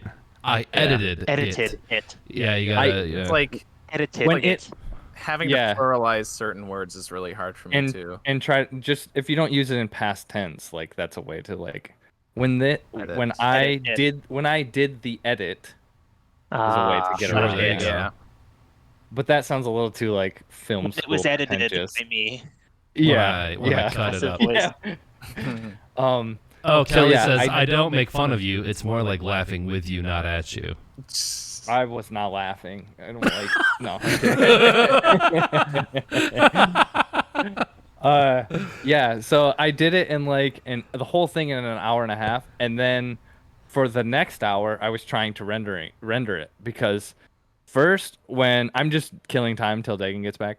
Right. First I filmed there's kind of two sides. It's two characters, and I went to watch the footage back after I had filmed both sides and realized, oh, okay, for some reason, I guess the audio was not recording. It was disabled in my camera.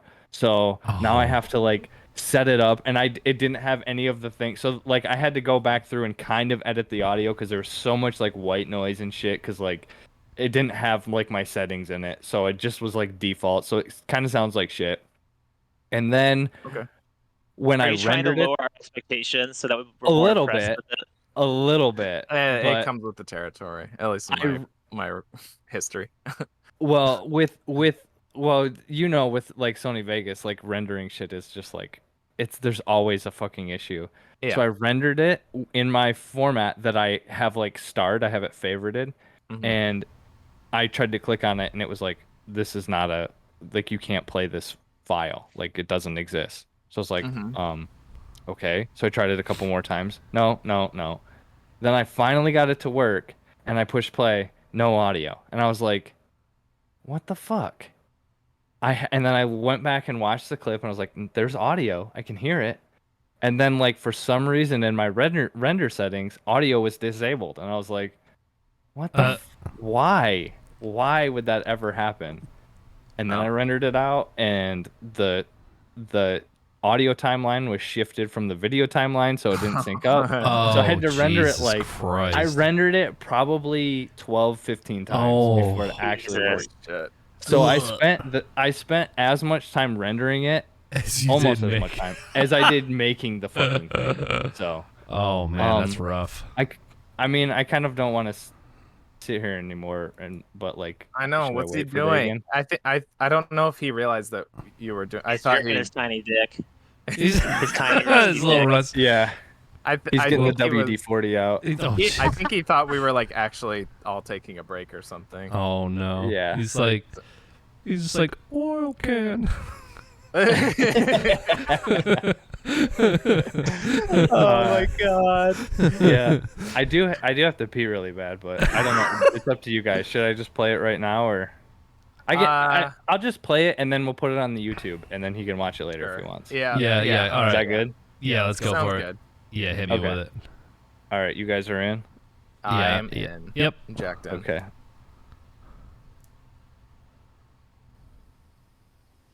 All right. Holy shit. Where did we stop? At the end of the Confutatus. I can't hear anything. Or is that just me? I can hear it. Screen volume. Oh. Okay, my bad. How would you translate that? Consigned to the flames of war. Do you believe in it? What? A fire which never dies.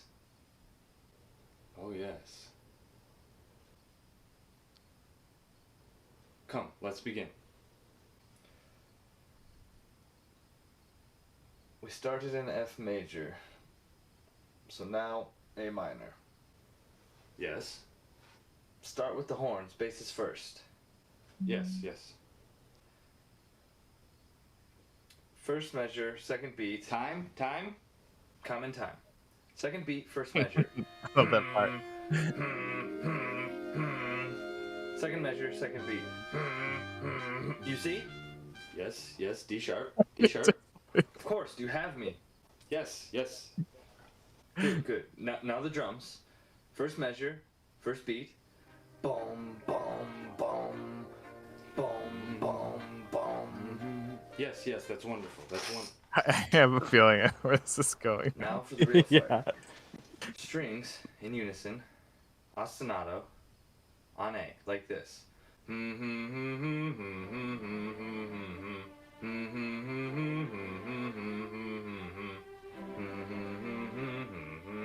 You go too fast.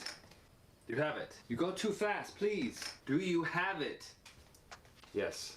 Let me see.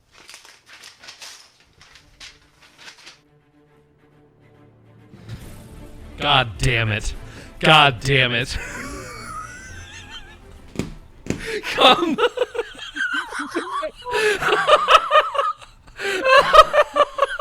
Oh my god. Are you... Oh, Jesus Christ. Oh. It always comes back to that, doesn't it? That's such a good example of like waiting 2 minutes for a punchline, and that's like Yeah. Oh my Exactly. god. Like oh the way I initially had it, I didn't actually mean to play that one with the music in the background because Oh my I didn't want to God. give away what the song was, so I was like just going bum bum bum Yeah. to not give it away. Yeah. so that could be the payoff. But like the rest of it is like it's almost like I just transcribed what they actually say in the movie, so it's like pretty much the whole I thing. figured- except the I was end like- of it. I was like, are you actually explaining the music for Pirates of the Caribbean? Or were you just doing the...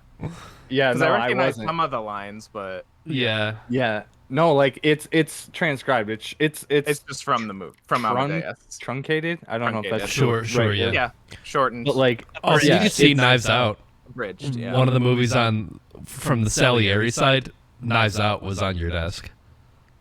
Wait, Oh what? yeah, The, yeah. Blu- 'cause the we Blu-ray watched case. it. Oh, Yeah, Yep, Knives we Out just was watched out. it. So, That's funny. Travis, Yeah. you know, all that time that you were telling us that it took you to make it, and Yeah. then all the time that it took to render it, Mhm. it was a waste of time. You shouldn't have done it.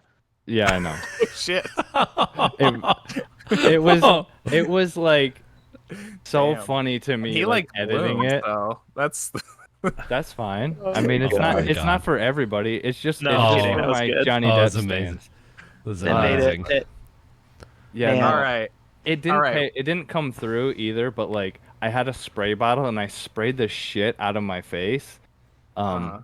to like have that come through because like in the scene he's like all sweady and shit. Oh but, yeah. like 'cause Oh, it yeah. didn't come Dedication. through at all, and I sprayed Like your hair myself was like so sticking to your fucking much. forehead a little bit, but It like was. that's Yeah, You should have Yeah. shot it in the room that I'm in right now because I am like repeatedly wiping sweat off my brow, Oh. and I look like shit.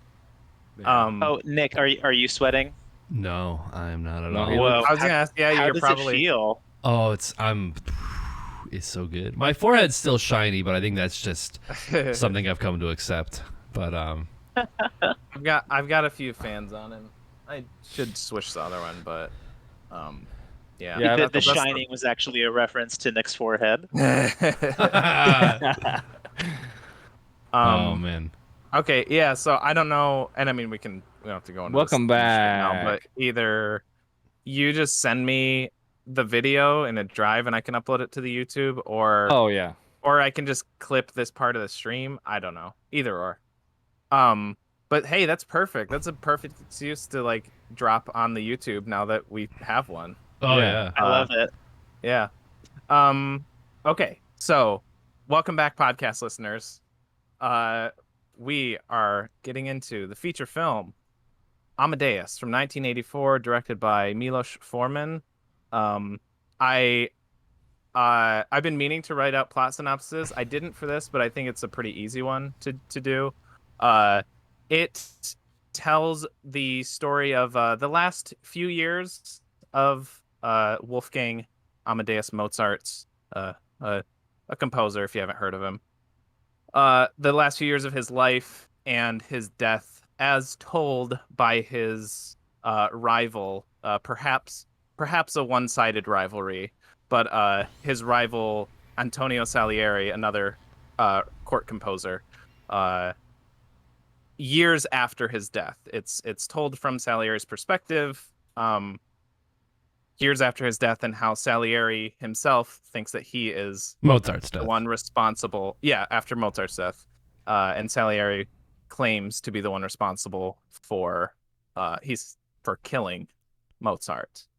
And that's it. Who wants to start us off? I mean, I guess I could. I don't usually. Usually I pass it off to people, but I think I've mentioned it a couple times. At least when we pulled it, I probably did. This is spoiler alert for I guess I won't say, but this is one of my favorite movies of all time.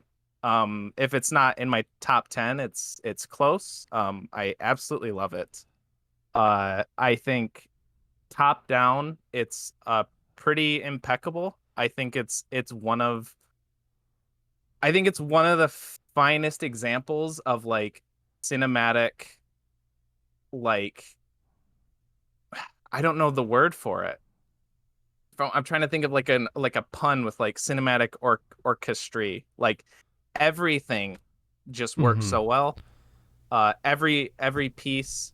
I'm sure maybe if there's some like little nitpicky things as there are with all movies, but I think pretty much every major aspect I think is pretty damn great, and it all comes together to create a, in my opinion, pretty perfect movie. Pretty close, about as close to perfect as a movie can get. Yeah, it was pretty good, except the soundtrack kind of sucked.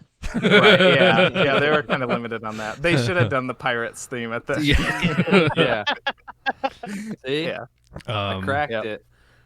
My first note that I wrote down though was like because at the very beginning it's like Salieri's like after he attempts to kill himself at the very beginning, they take him to like it almost looks like an asylum or like a medical facility. Yeah. I think Foreman's forte, because his other big movie is One Flew Over the Cuckoo's Nest. First That's thing just I kinda noticed was that like ever since I've kind of been aware of it, whenever there's movies with like big crowds of extras, I try to look and scan the extras and they're like at the very beginning there's just like a couple dudes hanging dong and like in like the facility, and I noticed that like one of the dudes was just like giggling, like he was like laughing because he's just like I'm in a movie that's gonna win Best Picture, and like my penis is just dangling out, and he's just like in the background giggling the whole time. I love it. I think at the very beginning, I almost thought it was gonna go more towards like a classic '80s like slapstick comedy vibe, because like at the very beginning that was throat. It's so funny. Oh, so yeah, Chevy Chase could have done that easily. Yeah. But it's like the way that like his two assistants were like knocking at the door and trying to get in. It kind of had like the that type of comedic style to it. I noticed. Sure. But yeah, like you were saying, how everything like blended together very well, even like as a genre, like it blended multiple genres like very well. Like it had comedic elements while also maintaining like serious-ish subject matter and like dramatic moments. I don't know, yeah. Yeah, I think it's a very good blend of different feels, and almost like a predecessor to that. Like, I don't know what that genre is of, like, what do you classify? The two that come out in my mind the most are A Knight's Tale and Sofia Coppola's Marie Antoinette. Like, those, they're classical, but like they use like, and not that this one Modern. does this, but like they use modern music, or they Black have Knight. some like modern. Well, yeah, but that's, Anachronistic. yeah, but Black Knight is like literally time travel. That's a little different. Yeah, but still. Or like, you know, in Marie Antoinette, she has like tennis shoes, and you know, Yeah. Yeah, and like yeah. it doesn't do anything like that overt or whatever, but like it kind of feels sort of like a predecessor to Yeah, that, I mean, kind this of, could have in been a way. movie that had like a high barrier of entry, but the fact that they had all of the characters basically speak English in like Yeah. basically Yeah. like American accents, like they Mhm. didn't really like Yeah. try Yeah, to like they make it were a foreign relatable. language film at all. Yeah. Uh-huh. Yeah, like the first time we meet Mozart, he's just like a regular fuck boy. Yeah, he You is. know? He is a total fuckboy. Yeah. And it's like you'd imagine that this movie would have these like lofty themes of like, oh, like this really important dude Mozart, but Yeah. no, it's just relatable. It's just, you know, he's just like that asshole you knew in high school. That's a good point. Yeah. It does that. Maybe that's like more like what I'm thinking of, that like it's a period piece, but like the characters feel modern. They really do. As much as they can be, I guess. Mhm. Yeah, I would almost say this is gonna sound really fucking stupid, but like it doesn't sound like a period piece that's modernized. It sounds like modern people doing a period piece. It sounds Hmm. stupid, right? I told No, you I it was know what going you're to- saying. I kind of get you It's- a little. It doesn't. It's kind of like you were saying with like Knight's Tale. Like they say, like I think, isn't it like the Nike check? Like that's the blacksmith's like insignia. And Oh it, like, yeah, like, that's it's the how about Nike that. check. Yeah. It's like Yeah. kind of like what you're saying, but And there's it no feels branding like in this, but yeah. yeah. No, there's no branding except yeah, but Although I wonder, Daegan, you're muted. like, Oh yeah, I didn't even realize that. were you trying to say stuff this whole time? You're still. I think that was the first meaningful thing I've tried to say, but whatever, fuck me. I know, I was just saying that like it's modern because they made Amadeus feel like a rock star. Like he was like a modern day, Yeah. or like Yeah. back then he was like the guy. He was like, everybody was like, "Oh, this new Drake just came out." And that's what they made him seem like, is he's like the Drake of fucking 1780. Yeah. You know, Yeah. and I think that's like how it actually went down. You know, like just because people were in the past doesn't mean that they weren't like fucking human beings with like yeah, who were like Mhm. fucking horny and shit. Yeah. You know, Right. like Yeah. every Yeah. like people is people. You know. Yeah. Like Yeah, even like I think about, even if you've read like a history book or like something on Mozart, you're like, oh, he was kind of like wild first time, but like still, like I feel like picturing in your head, you're like, yeah, but wild for like the 1700s, he probably like, you know, Yeah, wasn't he that probably- bad. But then you see this, He you're didn't like, have his fuck. wig on right sometimes. Yeah, or That's how he wore, wild like, he you was. He know, didn't have his wig on neon right. pink wigs, or Yeah. Yeah. Which And I his- like. his- I wish that was real. Like I wish he actually like fucking Amadeus really had a neon pink wig back then. But I know that was just like a theatrical, like, oh, he's crazy. I love he them had all. like the spiky wig. Like everybody else Yeah, had I like know. a smooth wig, but like he Mhm. legitimately had like the spiky weird Oh. like wig. IRL. I mean I've Oh, seen shit, that's paintings cool. of him with like the spiky wig, but Oh man, that's yeah, That was another thing too in the movie, is like the wigs were almost like a mood switch. Like depending on the wig was what he was like, his mental state was at, sort of. well yeah, that's Yeah. that Notice was that. I didn't pick up that was on just historical. That was just like what wig do you want to express your feeling? It's kind of like Bloom. You know, you have I was flowers. gonna say that. But, He has like, like blue. This is a my blue wig. This is my depressed God. wig. This is my. I was just like, It's a mood ring, but Yeah. a wig. Yeah. It changes Yeah. colors based changes on colors. your Yeah, blood that's temperature or whatever. But Yeah. what was? Oh yeah, what Moose was saying. I the whole thing about how like they're just people. Like I feel like a lot of like period pieces, you see them being like prim and proper like all the time, and you know that wasn't the case. And I'm not sure when it came out, but there's like a poem or like a writer who wrote like this love letter, and it's all about like fucking the farts out of his like lover. Oh, I know You what I'm you're talking about? talking about. James James Joyce. Joyce. Yeah, James that Joyce. wasn't. That was like Nice. that was like way later than this, but like that's kind of what Here, I think I'll of. Google You, it for Nick. I'll Google James Holy Joyce fart shit. fucking poem. you don't know what I'm talking can you- about? No. Can you send that no. to me too? No, it's- I I'll would get- love yeah, to read that. I'll send it. It was to it was a letter. Yeah, it was a love letter. Oh yeah, right. No, And fuck it That sounds no, I'm right gonna- up my alley. Yeah, no, it's just Actually, like I'd it's like one to of do a those. dramatic reading if that's okay. Okay. Yeah, I'm Dirty fully little Yes, fuck please. with her. Oh, fuck yeah. It's Fuck just like yes. kind of one of these things where you think of like James Joyce as this like super intellectual like Oh my Uh-huh. god, the proper picture dude, of but him then that he has comes like up. a. is it him like standing next to cake farts? No, later? it's Like- just like a close up, but it's just It's thinking of goatsy. him. Oh my god. Yeah, so this is like a letter that he wrote to his wife. He says, That's true love. You had an arse full of farts that night, darling, and I fucked them out of you. Big fat fellows, long windy ones, quick little merry crack, and a lot of tiny little naughty farties ending up in a long gush from your hole. It is wonderful to fuck a farting woman when every fuck drives one out of her. I think I would know Nora's fart anywhere. I think I could pick hers out in a room full of farting women. It's a rather girlish noise, not like the wet, windy fart, which I imagine fat wives have. It's a sudden and dry and dirty, like what a bold girl would let off in fun in a school dormitory at night. I hope Nora will let off no end of her farts in my face, so that I may know their smells also.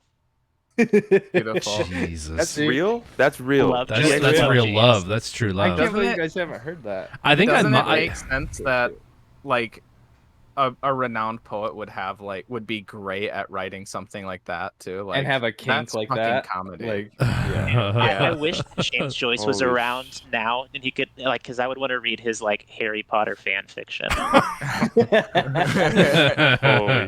that was a really good reading too. I enjoyed Ooh. that thoroughly. That was very like I felt like I was listening to like a Christmas story. Like Oh, Yeah, you did Like, it justice. Christmas It's very Eve, actually. it felt like very. I felt the soothing, romance like, in that. oh, yeah. Yeah. So Yeah, You really okay, captured- Sufjan Stevens presents the poetry of James Joyce.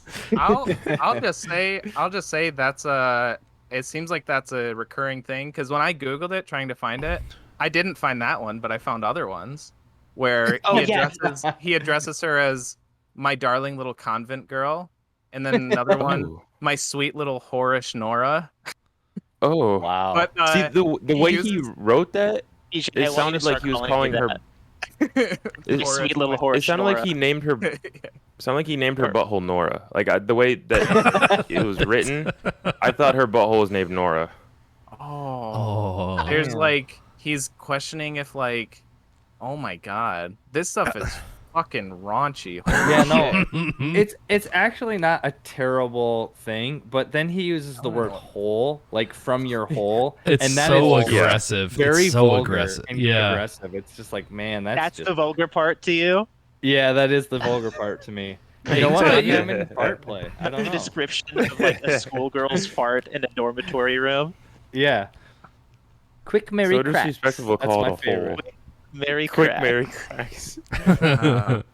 Okay, so anyways, sorry to derail. That's Amadeus. That's Mozart, I guess. yeah. That's essentially, hey, that's kind of like, I mean, to a lesser That's- extent, like the that- I first mean- scene you see him in is him like being kind of raunchy with That's his kind future of. wife, but Yes, that's Yeah. what I was kind of getting at. PG-13. That's what I was trying to get at. version, with him like Yeah, and that's Sam sick and Well, that's what sets off Salieri's whole deal is that Fucked you under know the dessert table. it's like Mozart is like this child prodigy, and like Salieri is like, oh, he must be, God gave him this ability, and Salieri's pissed then that he learns that like this person with like insanely high levels of talent from God is also just like a pervert. He's just a little horn dog chasing.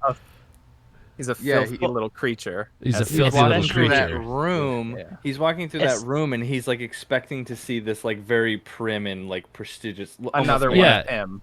He's Yeah. like trying to Anywhere he's trying to in suss him audience. out of the crowd, and he's Yeah. like, is that him? Is that him? Yeah. And then you hear that giggle. And My I first guess note. it's Go ahead, Moose. Moose was next. okay. Moose I guess was I guess it stings even more to Salieri, especially because he like made a vow to God of Mhm. chastity That's in return for being a talented composer. Which also, like, okay, if you want, I wrote this down. If you want something from God, like, don't go immediately to chastity. Like work your way up to That's that. your own fault. Yeah. That's a right? bad Like, opening bid. Yeah, exactly. Like, there's Yeah, nowhere to that's playing your negotiate hand from a there. little. Yeah. That's what it turns into. It turns from a hatred of Mozart into a hatred of God. He like the way, and like, I love Well, they're the like, same thing, basically. Yeah, at that kind point. of, yeah, they are. They like he talks like, he's like, what is it? He's like, that wasn't, he says, that wasn't that creature laughing at me. He's like, that was God laughing at me. Yeah. And like, I love old Salieri, and just like the F. Murray Abraham's like narration is fantastic, and every time it cuts back to him and he just has like this pure Yeah, look sour. of hate on his Yeah. face, and the vitriol that he speaks of, where like one of my favorite exchanges with like the old Salieri is when it's pretty early on too, where the priest says God loves everyone equally, and then he looks like into his soul and he goes, does he? And like, that's it. Oh, it's so good. Daegan was gonna say something. Yeah, what was your first Yeah, note, yeah. Daegan? I forgot you had to go. Oh no, my first note was these 1782 titties be bussin'. Yeah. We had to get to That's all- that that's eventually, what's- I guess. Yeah. Yeah, no, Yeah, but we were getting to that at some point. the scene when Salieri, like when he's talking, that when he's an old man and he's talking, like there was a when he I don't want to. Can we skip around because this is more towards the ending? Can I skip one of my favorite lines I from him guess- when he's an old I man? guess, yeah. We always So see that. Yeah. when he's like he's talking about his grand scheme to kill Amadeus, and he's like, I'm gonna do this and that, and then he's like, but then the murder, how do you kill a man? Like when he just like is like going off, and then he just stops like cold, and then just says, how do you kill a man? Like I was like, oh shit. That was really cool to me, just because he goes back to, you think he's this devil, evil man, but then he questions, can I kill this guy? Can I actually go through with it, type of thing. Mm-hmm. But This whole in time the while you were whole- talking. Oh, go ahead. This whole time while you were talking, I thought you were gonna like get to the boobs, but I thought you were gonna say. Oh, my favorite no, line is I- when that- he talks about that husband was- cities be bussin'. that was That's yeah, some no, of that was modernized just- modernized language. that passed over. That passed over. The other thing was with how you were saying like God versus the devil. Like what I saw Salieri was he was one of, the devil is a fallen angel, so he was one of God's angels to begin with, because he wanted to to worship God as much as he can. That's why he wanted to make music. And then this creature came along and he just completely abandoned that, and he became that. I don't know if it was, I was like looking too much into it, but I feel like his wardrobe even changed too, because there's that scene when he sneaks into, or not sneaks in, when the maid lets him into Amadeus's house, and he's wearing like that all black with like the red lining in it, and it's like super villainous and everything. I was like that he's portraying the devil, and Amadeus is like the voice of God. So Or I thought was that was that really cool too. was he still was he impersonating his father at that point? Because he did No, that. that was when No. That was when Amadeus was gone. When Amadeus was like, Yeah. when the family was gone, they were somewhere else, and he had that like the maid infiltrating, giving him information. Oh yeah, right. And yeah. that's when he the first Nixon. saw the Yeah. That was before he started playing the dad. I'm pretty sure. Or no, it was in the middle. Because he read the music. He looked at what Amadeus was working on. Right. Yeah, that's when it started. What my first note was how do you pronounce this guy's name? Holsey? Hulse. I think it's just Hulse. Hulse. Tom Hulse. My first note was Tom Hulse is a better Joker than Jared Leto.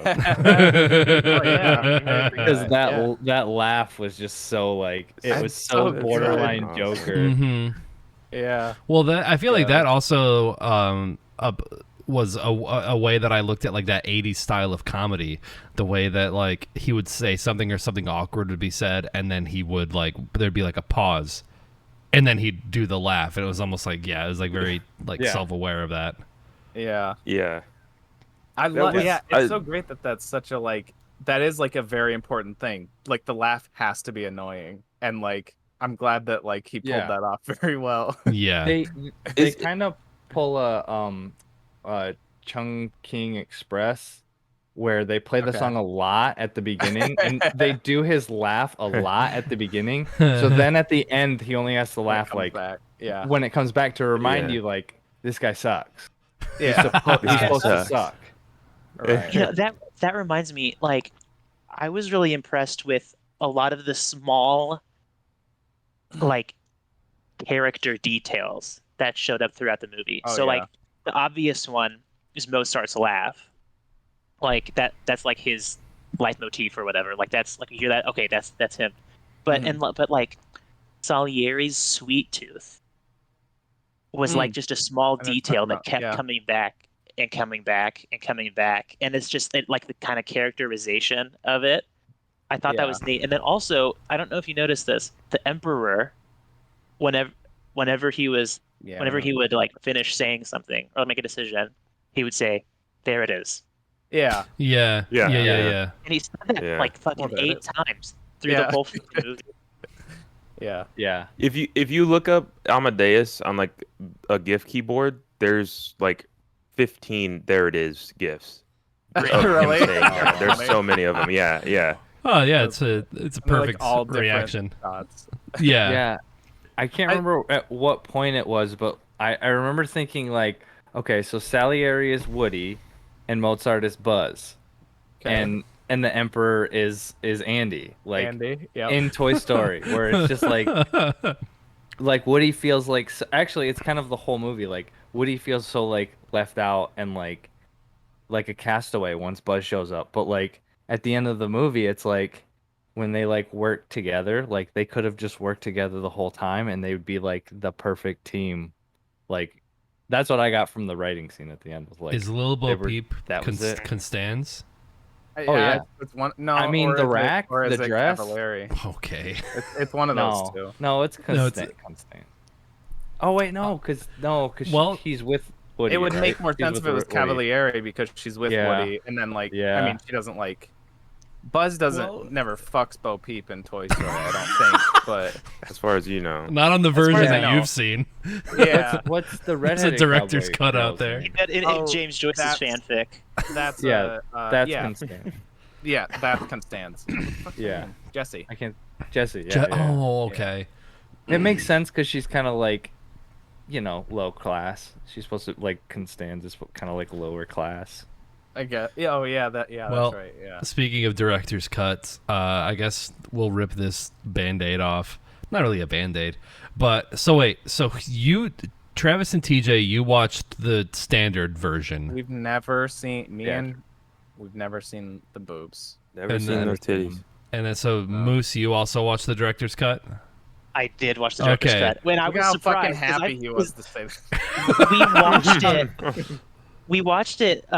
The theatrical cut all the time in fucking like choir class in high school. Like if there was a substitute teacher or something, they just put on Amadeus again. Sure. It's like I've seen that movie a dozen times through the 4 years of high school when I was in choir. And so I'm just watching the fucking movie, and then suddenly there's boobs. I was like, I don't remember what? this. Yeah. This was not. I would have paid attention a lot more in fucking Mr. Clark's choir class at Elkins High School if I would have fucking That's Yeah. so great Damn. that that's in choir class because like they don't sing. They're not like why is Yeah. that? Why is that in He kind choir of does at the class? end. I No, guess. I mean It's the opera, they're classical singing the whole music. time. Yeah. Yeah, I it's guess. pretty musical education. Yeah. guess. Spoiler Yeah, alert: yeah. finding out that there was boobs and heroin and that whole orgy scene, like, Gonna lower your score. yeah, lowers my score. Damn. Yeah. I Well, think so, too. This was one. I said this might be in my top 10, but I think it's got. Now I it's gotta lower gonna- it. you gotta No, watch that director's. Well, Yeah. I don't Now know. you I watch think director's cut. there are arguments that you can like. There are arguments both for and against like the inclusion of that scene, because it does actually like sort of pay off or provide context for a later scene. Sure, Because in the context of it's like one of those movies where there's like nudity, but it's like it's only hot for a second and then it's like sad. Yeah. That's my favorite kind of nudity. Although it was kind of sad the whole time. I guess mean, the yeah. whole thing was kind of sad. That's like every It person was when they sad get to me. naked to go in the shower. It's They, like every nothing time you in see like nudity in like an A24 movie, you're just like, oh well, you're sad, and this whole thing is sad. So like, this isn't fun. But yeah, so there's a not like a competition, but like the emperor's daughter or whoever wants to take piano lessons. And Mozart just thinks that it's like, oh, I'm Mozart. I've got this in the bag. And so in like an early attempt on Salieri's part to foil Mozart, he suggests to the emperor that everyone has to submit compositions or works, right? I just want to say to Travis, this is also a director's cut, Travis. This is. Oh, this isn't in that? Nope. It seems like they mention it though in the I theater. looked Oh. They might, yeah. I looked up Yeah. the like differences and the whole thing with like his, yeah. Oh, that's No. I swear they mention his daughter Because like This getting is caught. the or point. something. This is the part. It's his niece, I think, and this is the part Niece. where Salieri first sees Mozart's music. Like that's a really important part of the movie.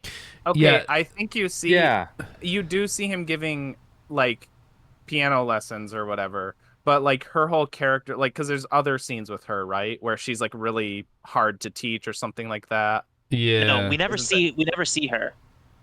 Oh, We maybe never it's see just a person. the niece. Oh, okay. This is just a framing device, so that way we can get Salieri to read Mozart's he is music. Yeah. music Yeah, as an so- application. as part of So the application. Mozart like refuses to submit works because he's Mozart, and also like they're like they're very private to him, and so his wife, acting on his behalf but also doesn't tell Mozart, brings some of those compositions to Salieri to look at, and he kind of looks at them and he kind of creams his jeans a little bit once he finally sees like he's like, oh little shit, bit.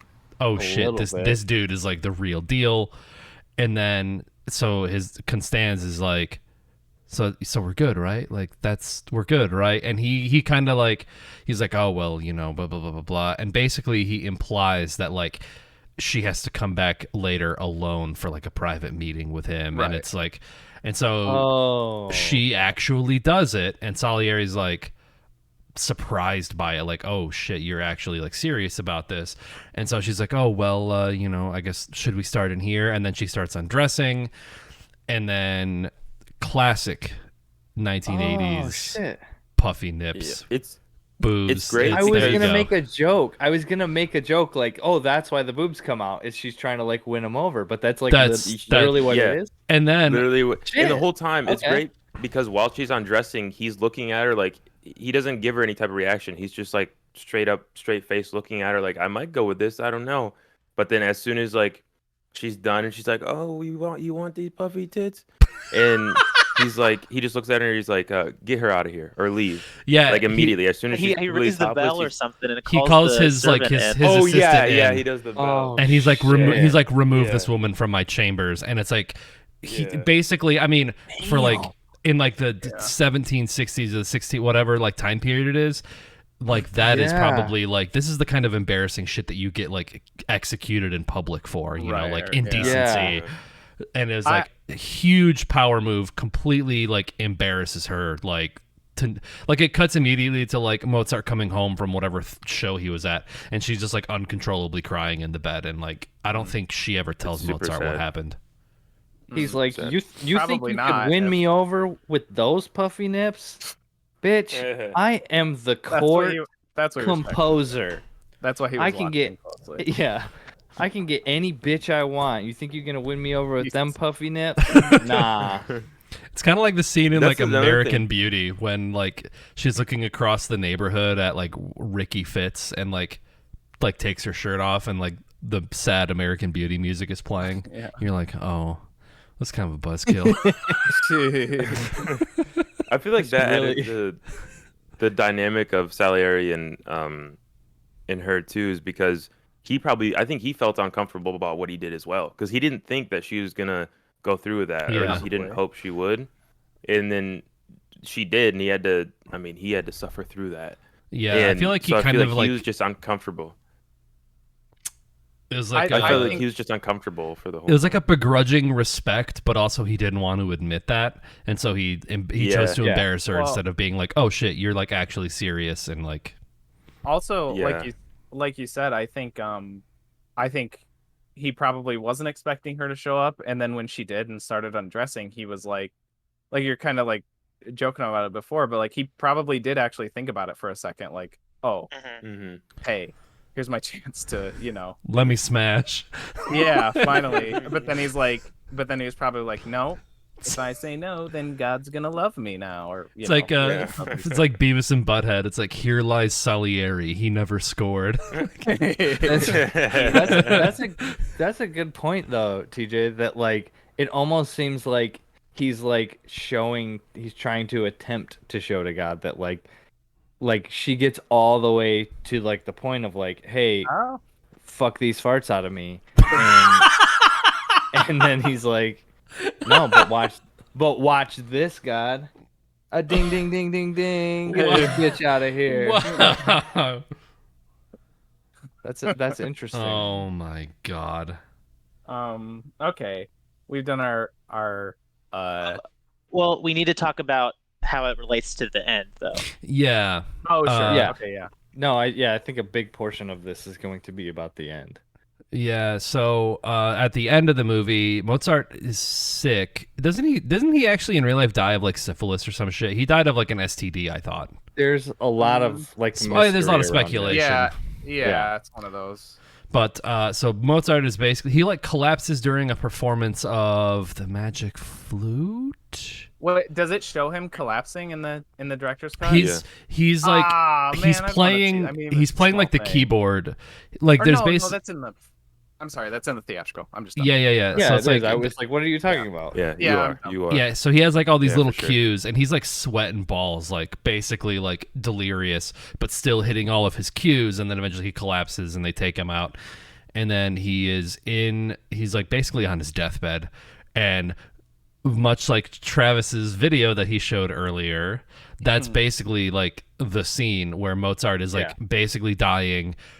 And he's dictating his composition to Salieri, who's like he's dictating. Which- yes. Yeah, it's Little tiny baby Rusty dictating. yeah. We should say that like earlier in the movie we kind of talked about it, but Salieri like poses as like his dead dad, or Mozart thinks he's his dead dad, and he wants him to write this like death march. Yeah. Because Salieri is going to then kill him, have him killed somehow, so then this death march can be played at his funeral. And Salieri can claim that he was the one that wrote it. And Yeah. people Yeah. think that he wrote a great piece of music. Uh-huh. Yes. For his good Or friend, he memorable. wanted everybody to believe that he was really good friends with Mozart. And that's another thing Yeah. too, is like this whole time, is Salieri is playing Mozart like a little, like he's doing all these things behind his back to make sure Mozart gets fucked over all the time. But Mhm. then to Mozart's face, he's acting like he's helping him. So this Right, whole yeah. time, Mozart thinks that Salieri is the only person he can trust. Which, like, I don't think that his, like, the way that he acts to Mozart's face, that's not total fake. Because Salieri does respect and him, revere him probably more than anyone else who Mozart Right. knows. I think Yeah, Salieri. he that's really what's- appreciates his music, at least. Yeah, like He- a yeah. perfect example is like the scene where he's writing the Marriage of Figaro, and then like Salieri outs it because it's like illegal or something like that, and then like the dudes like storm into the room and they like rip up the papers. And like this is Salieri's fault. It's all his fault that this is happening. But when the sheet music gets ripped up, Salieri's like no, don't do that. That is what I love. I love his music. Don't take that from me. I just want to fuck over Mozart. He definitely I don't remember that scene. recognizes and respects the genius. He just thinks that it should be his. He thinks he deserves it. Yeah. Because it's all this like that's what I mean about like the one-sided rivalry because like he's an embodiment of envy and spite. Yeah. Because he channels it all into God and thinks that God hates him specifically. It's like a God, like he is such an important person that God has focused all of his like negativity on Salieri and like well, it's almost like that. I haven't watched the show, but there's a very famous scene from Mad Men where like someone like corners Don Draper, and I think Don Draper like basically like pitches an idea that beats this other guy's idea or something like that. Oh yeah. And they're like they're in an elevator and this other guy's just kind of like being shitty to him and he's like, "You know what? I feel sorry for you." And then Don Draper's like, "I don't think about you at all." And then he walks out the elevator and it's just like damn. That's a good show. That's a really good show. That's kind of what it is because I feel like Salieri, like his whole like his entire motivations for everything. Yes. Everything from the time Mozart shows up to when he's gone is like, even to when he's like in the asylum when he's old, it's the way he talks and like it's all about Mozart. But like Mozart is like he's like he just like laughs about Salieri whenever he comes up until the end, and he recognizes like, oh well, actually I did kind of like this, and he's kind of humbling himself a little bit, and like that's what like. It's like I feel like it's so close that like all Salieri wanted to be is like he said like he wanted to be the voice of God, or I think that's what he said. And it's like, and he thinks that Mozart is writing like these are the words of God. This is God's music. And like at the end you see him like them working together as a team, and he is like literally in this moment kind of becoming the voice because he's transcribing it, and he's like so close. It's just not like in the form that he thought it would be, because like we were saying, like with his bargain, he was like, oh, you give me chastity, or I'll give you chastity, you give me fame. He wanted the fame part of it, not the like selfless like, hey, I will be your voice, like, and also I'll be chased for some reason, but like it's almost like a monkey's paw kind of situation where it's like, you're technically, literally, you're writing this incredible requiem. A little bit. It's like only one in step the sense removed. that you're dictating from kind of or that Mozart is dictating. They do kind of like become like a team, because there's like he could have like actually learned from Mozart, because like during the like dictation there's a part where he's like, no, I don't get it. Like, no, this doesn't make any sense. And then Mozart's like, no, they duplicate the harmonies. And he's like, oh, like he could have learned it. Like, but he couldn't bury his like pride and his jealousy to like learn from this guy, humble himself and learn. Like, and I think you almost get some of that, like the way that like old Salieri is talking about Mozart. Sometimes it almost sounds like he's like talking about an old friend. Like he kind of goes back and forth between like, I hate this guy, he's despicable, but his music is incredible, and like actually, like I feel like he has far more stories of like positive interactions than negative, but he just had this like self-imposed he had this self-imposed like grudge that is like one-sided. Yes, exactly. So they work late into the night and then go to sleep, and then the next morning Mozart's wife comes in and sees Salieri there, and that's how it ties back to the boobs. I love it that like this is the we most, understand like, that now. Usually we sit on scenes longer, or like I want to go back to that scene because that's like my favorite scene. But like we just had to like crusade through and get back to like the boobs. Eyes on the prize. Honestly, I don't want to talk about the boobs because I didn't get to see them. So yeah, maybe I'm feeling a little bitter.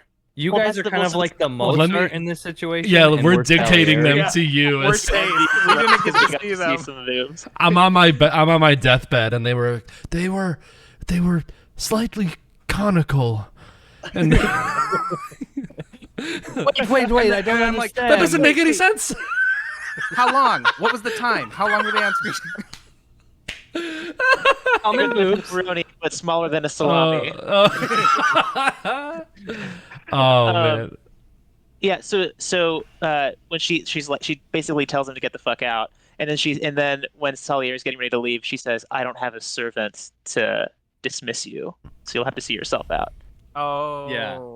And that's So- and that's That supposed to was a tie fly. back Yeah. So to when he shamed her yeah. earlier in the movie. Okay. But like, yeah, so that- I think Oh, you could shit. also interpret it as Okay. like she's like suspicious of like him being the reason that Mozart's sick. But I guess I mean, how did he got him sick because he overworked him? I guess like. I think that's I think that's the safe way to say that he died, because it is really, I checked it out. It says there's many medical diagnoses, including tuberculosis, mercury poisoning, syphilis, rheumatic fever, kidney. So it's basically just like he got really sick really quick. Nobody really knows exactly what. So I think the safe excuse or safe reasoning, if you're doing a biopic about somebody, is just, yeah, he worked himself to death, and it makes sense. It works in the context of the story too. It Yeah. totally works with, like, you know, him getting like haunted by what he thinks is like the ghost of his father, and like not getting any sleep, and just like essentially Drinking. killing himself. And it could still work, because, you know, like not getting any sleep, exhausting yourself can like weaken your immune system and open you up to like more diseases. So yeah, I think that's like especially during that like time period where for sure. Yeah. So I think that's like the say, yeah. they were That's they the were gist. drinking the stinky winky or whatever it was. Drinky. He got the All the vapors water- from the that's stinky drinky. Yeah, that Yeah. was all They the water mentioned they how drank was stinky drinky. how much stuff he composed for who was the guy who pretty much had like the clown shows that he would put The on. Emperor. No, Oh, Chickanator. the other guy. Connor O'Malley. Yeah, the other guy. So That's who he, you reminded No me way. of. No That's way. what it I reminded me have of. that written down. I wrote Oh, that really? down. Yeah. Yeah. That's but yeah, his name's All right, Chickanator so in the movie. they reference like how much Mozart is working for him, how he's like working himself to death for that guy and making all those shows. And I looked up like what he's credited with, like what Mozart has under his belt. It was like, I can't remember. I want to say it was like 400 something. Yeah, he's And got a ton of shit. within a couple of year span, he has like 400 like compositions or whatever you want to call them Yeah. that he made. And it's like, if that's real, then he might have actually worked himself to death. And it was all like, at first it was for this guy who was throwing on the comedy shows more thing, and then he got so deep into that the Requiem that he was just like, this is all I am now. I kind of like how they portrayed it, that he kind of knew if he finished it, or if he stopped working on this, he knew he was gonna die. Like he kind of felt his death coming with the finishing of this story that he's writing. And that was another thing too, that I was like, that made me think about classical music, because I used to hear classical music and think, oh, that's a beautiful song. Whoever wrote that is like, you know, a very deep person. But then some of this music that they were playing, it was like for comedy shows. Like people were laughing and acting a fool and everything. So it's like, how much classical music that we listened to was made for comedy shows, especially stuff that Mozart wrote. Yeah, I mean, to be fair, like if you go back to like the dawn of time, any person, like the Nice. first person to like have a drum, like could have just like done anything and just like pounded out like 400 songs in one day, because like no songs had been written at that point. Yeah. Like That's as we easy go to know. along in time, like it's harder and harder to write original songs. So like I don't give him that much credit. Like Yeah, There's, but like- there's a They're lot. not all bangers. They're there's not a all process. bangers. Let's be Yeah. honest. There's a lot more difference from like 1780 to now than there is from 1780 to the dawn of time.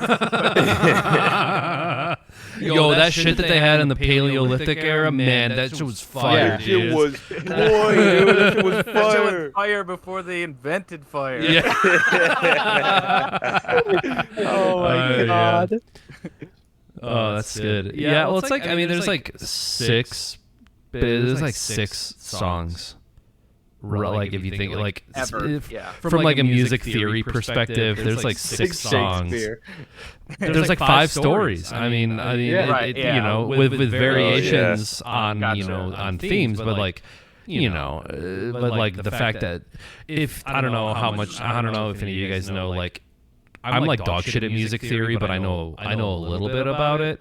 But like some of that shit that Mozart was like putting out back in the day, there's such like a rigid structure. It's not like procedurally generated, but there are so many rules and forms to how you're supposed to do things that it's almost like you could just randomly put notes on paper in different rhythms, and as long as they adhere to like a certain set of rules, like this note and this note can't move a fifth together. That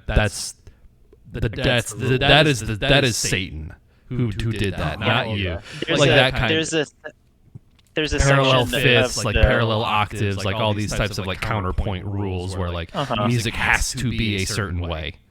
Okay. There's an entire section of the AP theory music AP music theory exam where it's basically like a Sudoku. Like they've put in like a few notes, and you have to use these rules to fill out the rest of the score. Yeah, Interesting. Oh. it's like Makes sense with the final scene. How he's like, he just goes like, ha, ha, ha, ha, ha, and then Salieri's like, yes, obviously. Like I know where you're going with this. And then that doesn't make sense because that breaks the well, rules. that's probably the genius of Mozart was the fact that it's almost one of those things where like once you know the rules, that's how you break them. That's how you basically invent styles, Like basically. You know, Like Wayne Gretzky scoring a goal from behind the hockey goal thing. He's in net, so Mozart. whatever it's called. Mozart was basically punk music for like the 17th. That's what his character seemed like. That's what they portrayed him like. Yeah, Well, for sure. How'd they used to describe his music? What do you say? Too many notes. He has too many notes. Too many notes. I have that as a note. I have that as a note. I was gonna say that because like when he's first introduced to the Emperor and he like comes in and he's like Emperor's like shittily playing the piano, and then Mozart sits down and he's like, wouldn't it be better like, and he just like plays the same tune, but he does add like adds like way more notes. It sounds more like full and like richer as opposed to like more modern. Salieri's like hot cross buns. And this is like it's smarter. He might as well have been playing on the recorder. Yeah, exactly. Well, yeah, I mean that's also like a huge scene in like to like set up the relationship between Mozart and Salieri. That's like a huge scene where this one-sided rivalry comes in because Mozart, in like not realizing what he's doing, totally undresses Salieri because like Salieri has written this march for him to walk into. And then Jeffrey Jones is like playing it, and he's just like he's kind of tinking it out. And then Salieri, it's like he knows that he's talented, but he doesn't have like the social cues to like be humble whatsoever. And so Salieri's like, oh, don't you need like the sheet music to play? He's like, no, I have it memorized. And then he like plays it. Is that a different scene where he plays the thing backwards? That's like a party scene. Upside down. That's the party. Upside down backwards. That's when he's like but he impersonates Salieri at that. And then he's like he does the. And So to Mozart's defense here, that was like a thing back then, like kind of improvising over a theme. Like you have the basic melody or whatever, and it was, and you would just kind of improvise over it and add all these notes and whatever, like Mozart did, and that was like, I don't know, it's almost like jazz, where everybody like you hit the standard, like also everybody knows notes. fucking Georgia on My Mind or whatever, and then you like do the wicked sax solo that you just made up. And go ahead. And it's just that Mozart was just like so much better at it than anyone else. Yeah, that's where the genius is. I think that's a really good like comparison. Like the jazz thing is a very good like. Yeah. Kelly said Mozart also said that he took something Salieri wrote before and like added to it and made it better. Yeah. Maybe that's how they could have. They They could have worked together, but I think is like Mozart's just like fierce independence and also just like total lack of self-awareness to like not realize that he's like basically telling Salieri that he's kind of a chump and his shit's not that hard. Yeah. I mean, they do mention it that like it seems like multiple times that he like compared to everybody else, he's very young. Like he's immature. Yeah. He's you know He's like a young rock star. I mean, that's yeah. Yeah. He's Roxanne young, Amadeus. dumb, and full of cum, and that's all. He just wants to get his music out there, Jesus. and he just wants to bang. That's all he cares about. He Oh, yeah. he doesn't realize that Hell yeah. he's being such a dick to these people that have come before him. Yeah, Dirk I- Ziegler. Those old people. He's like, it's my big dick. I want to have sex now. I think that's like kind of going back, and like this is also why this is just an example of how well constructed the whole movie is. It's because like I don't think there is, and I can't speak for the director's cut, there's 20 extra minutes, but unless you guys say otherwise, it's such a solid movie that like I don't think there is like a pointless scene or whatever. Like, you know, a lot of times like even in like really great movies there'll be like a scene that's like, even if you like it, it's like, okay, it doesn't really have anything, but like every scene in the movie like progresses the story. It does what scenes are supposed to do. It all works together, and everything like is so, it's such a strongly written script that like every scene just Strongly written. informs and like warmly written script that all the scenes Tiny Westy. Tiny Wiener. Westy Wiener. Wee wee. they all like strengthen each other. So like, okay, my point, I wanted to get that out there, but like my point was that going back to the first time that Salieri like, or no, it's not the first time he sees him, but like where he comes in and you know he's like, oh well, I can play it better, where the thing that we were just talking about, and then like how Nick was talking about Mad Men, about like, oh, I don't think of you. Like I think that's just how that's the thing, is that like to Mozart, Salieri he's not an acquaintance. I wouldn't like, he knows him a little bit better than that, but just to Mozart, Salieri is, oh, he's the court composer. Okay. He's a colleague. He's Salieri. he's someone he knows from work. Yeah, exactly. Yeah, he's a coworker. He's a coworker. That's perfect. Yeah. And then to Salieri, Mozart is his entire world.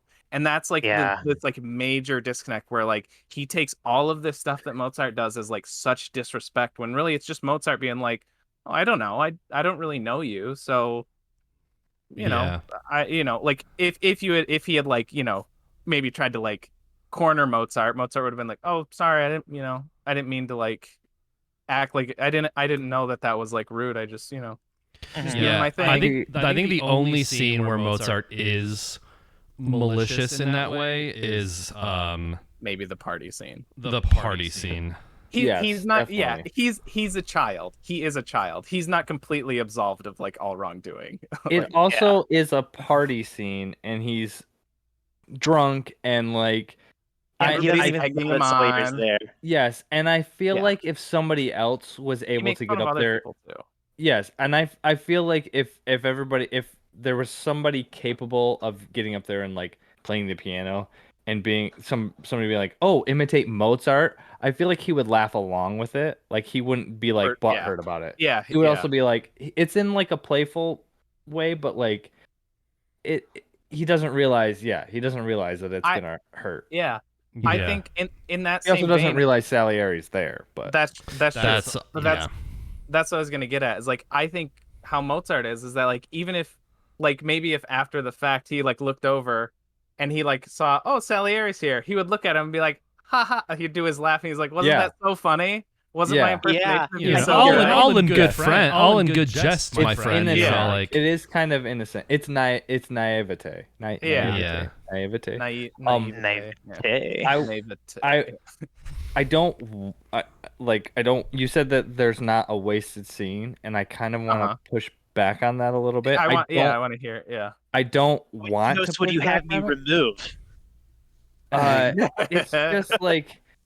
It's just like I guess I'm hoping that you guys can convince me otherwise, because I want to hear what you did like this movie. I just felt like, because opera sucks, like Sorry, I Just just some don't of the like. opera scenes. There's just so many opera scenes, and it's 3 hours long, and I'm just like, that was the only thing with me was I felt like it's a That's little the main long. difference between the theatrical cut and the director's cut is that you get even Mhm. more of that in the director's Okay. cut. See, More Uh, opera. Yeah. So like the Don Yeah. Juan, thing, like we hear the whole fucking song where he's like singing and all this shit. Oh And you're like, yeah, wait, are we still watching Amadeus or are we watching one of Mozart's operas? yeah, see, that's like kind of a catch-22. You get titties on one hand, but then extra opera on the other, and I'm like, I don't know Yeah. if that. I Tits will. in Yeah. one hand, wish in the other. You know. Yeah. I think I was watching one of those scenes like as I was thinking of that about like like man, this is really strong. I don't really have any weak scenes.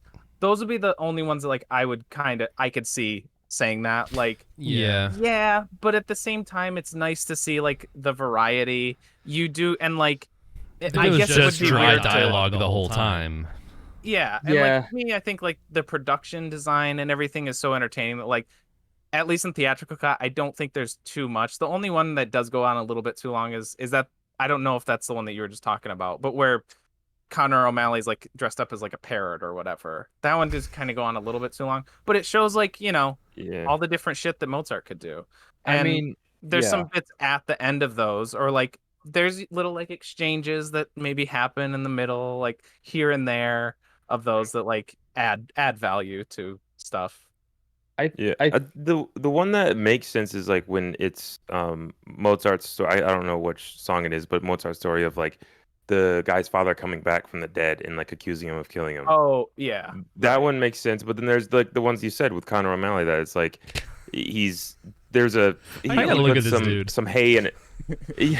He puts some hay in a horse's mouth and sausage comes out, and then they go on with that for like a few minutes. Like that's pointless. I mean, it's the scene is to show that Mozart is having fun and like enjoying himself after a rough time, and he's kind of coming back to that. But the showing the opera itself, if that goes was on like any longer, yeah. If that one went on any longer, then yeah.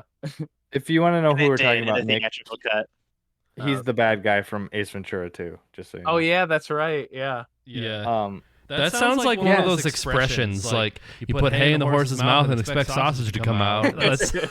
I'm pretty sure that's what they were doing because they did like it's like hay in the horse's mouth, sausage comes out, and then like they put an egg in the horse's mouth and a dove came out, and then they put like water in the horse's mouth and champagne came out. So that I thought it was like a a classical expression of something. It sounds it sounds like a very rough translation of like a Russian idiom of like like something Alex would say from Everything Is Illuminated or something. Yeah, I don't know. I mean, they do use a lot of those like opera scenes as like a vehicle for like kind of for like Salieri's like old Salieri to kind of like catch up on like, oh, this is why I hated him. But I went to every single one of his shows because he was so brilliant. But it felt like they did that like a few too many times, I guess. Like I was just like, it feels like it could be like 2 hours and 30 minutes, 2 hours and 45 minutes, and it's like you well, that is what it's like theatrical Mozart's stick a little too much. The theatrical the one we watched is like 230, 240. The director's cut. 3. The director's cut is 3. Director's cut, it's like 3 flat. Are you sure you didn't watch the Yeah. director's cut, Travis? No, I didn't. I watched the same one that TJ watched because I watched DVD. Or did you watch the director's cut but without the boobs? So like the worst that's the part. one different. Yeah, it added all the opera. TJ just more opera. It was TJ's DVD, so he went like through with like a like one of those little diamond like inspecting like monocles, and he like scratched out the boob parts like so perfectly. Yeah, so you couldn't even tell the skip. That's how God's laughing at you, Travis. For you, God laughs at you. Yeah, every time TJ laughs, I'm just gonna picture Tom Hulse or whatever laughing. Oh, that was another thing. Was that so? Is that laugh an actual character trait of Mozart, or was that just added for the like the? I'm the sure movie? that was a character choice thing. I feel like that was probably added, especially since that was a thing that Salieri focused on, and like that whole the big rivalry, like it is pretty fiction. Like I think I've read up on Salieri, and like there wasn't, I guess as long or as far as anyone else knew, there wasn't like a big like rivalry between them or whatever. Mhm. Yeah. So Okay. that aspect It's a fun is story. fictionalized. Yeah. So I This think is the originally a latter probably- play, which like it works as a play, you know. Yeah, Mm. totally. Yeah, Um, I don't know. I wonder if there were Kelly's- boobs in the play. Good Probably Broadway. question numero uno. Kelly says that the theatrical version case says 180 minutes. So I don't know. I don't know. I don't. That's weird. Yeah. Because I know the one on Prime, the director's cut, it's like it says 3 That's- hours. Like That's even. what I know. Yeah. Yeah. That's what I know. Yeah, that this Times as. this says that the director's cut is 20 minutes longer. What? Okay, this I don't forget it. I was gonna say no, it adds up right, but like no, actually looking at this, it doesn't Doesn't. make sense. Math. doesn't. The math is broken Conf- here. Conflict. You guys might have gotten extra boobies or less boobies than you thought you were getting. Movies advertised. I guess it's succinctly about because you want us to convince you about the opera scenes. Again, yeah. If the director's cut has more, I would say that to me there is a limit. Like I do think that like the last like long one that they show is like pushing it. But to me the value in those is like it is kind of cool like to see the whole like all the action happening. But it is like the value in that is watching Mozart do like like Yeah. into the thing and watch Salieri like Oh, watch man. him, and then like the afterwards like I had a note about this that like when you were talking about little character moments, this is going back a little ways, but after it was in one of the concert scenes at the end, it's one of Salieri's shows, and the show wraps up, and then the emperor and Mozart, like basically, the cast, the people that in the movie, like come up, and when Salieri, it's just a little thing, but I feel like it's intentional. He asks like, "What did you think?" When he says that, he's looking at Mozart, and then he quickly shifts his gaze to the emperor. Oh, So I love that like that's awesome. he cares about, whereas like when it's Mozart, it's the other way around. Oh yeah. He looks at the emperor, I like noticed maybe that, some yeah. stands or whatever. But Salieri always looks to Mozart first for Yep. approval. I didn't notice that. That's And- awesome. And he I says noticed he, that, he yeah. says it's only a sound Salieri can make. He's like it's very Salieri That's sound. He doesn't right, say it's yeah. good. He doesn't say he's like this is a very It's- Salieri sound. Yeah, It's like that 30 Rock joke whenever like Tina Fey goes to see what Jane Krakowski's character is like. She does all these like theatrical productions, and they're usually very terrible. And so like when she asks her like, "Oh, how was the show?" She's like, "The paper that the programs were printed on was so nice." Like those types of like, I want to say something positive, but also your show was dog shit, so I'm gonna be like, the font that they chose. Oh man, you could have chosen so many fonts, but this one is great. I think it's like, I think he does recognize Salieri as maybe being one of the better composers for like that time. But Yeah. like he just views everything so differently that it's hard for him to categorize something that's not like his unique style, basically. He doesn't realize Oh, how no, big yeah. of a shadow he casts. Like that's Yeah. really like I think Mozart appreciates Salieri's music in the same way that like a professional athlete can appreciate like a high school athlete's performance. Like, oh yeah, he's good for a high school kid. Yeah. You know? Yeah. But He's good for a core if he went toe to toe with me, I'd leave him in the dust. You know? right. Yeah. But the weird thing that like is that like nobody else sees it the same way as Mozart, or like very few people see it the same way that Mozart sees it. Like everybody else sees like Salieri stuff as like, oh wow, that was really cool. You didn't have too many notes.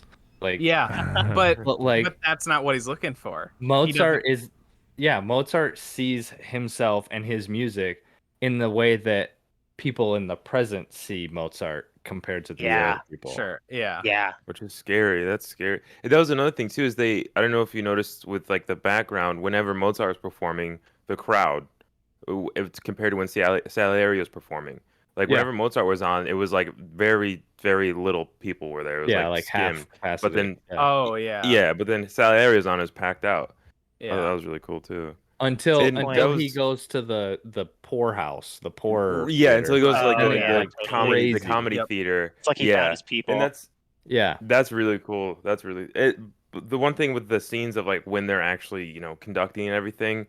The scene when it's that same song I was talking about earlier where the father comes back to life Yeah. to accuse his son, and it ends and Mozart's done with it. You can like see him like snap out of it. Like he's sweating this whole time. He's really into it, and it ends and he's just like like that was really I felt that was like a powerful scene because with Salieri's narration, you know, he's like, I'm the only one who knew this story was happening. I'm the only one who knew Mozart was telling the story of his real life because it was right after Mozart's father had died and he was blaming himself for it. So then he wrote this opera for it, and it was just super powerful for him, but nobody else picked up on that because nobody else knew that story. Yeah. Yeah. It's almost like it's almost like a socialist like movie about like the bourgeoisie don't know shit about art, and it's all like pretentious bullshit, but like the commoners, they know what's like the truth. Yeah, because they recognize that when a genius. horse drinks some water and shits champagne, like that. Champagne? That's funny. That's That is awesome. comedy, baby. Fucking art. Fucking art. That's art. When That's Salieri's that's- he's like the real comedy is that subversion comedy. Like I need some stinky drinky like happening up here. Like Yeah.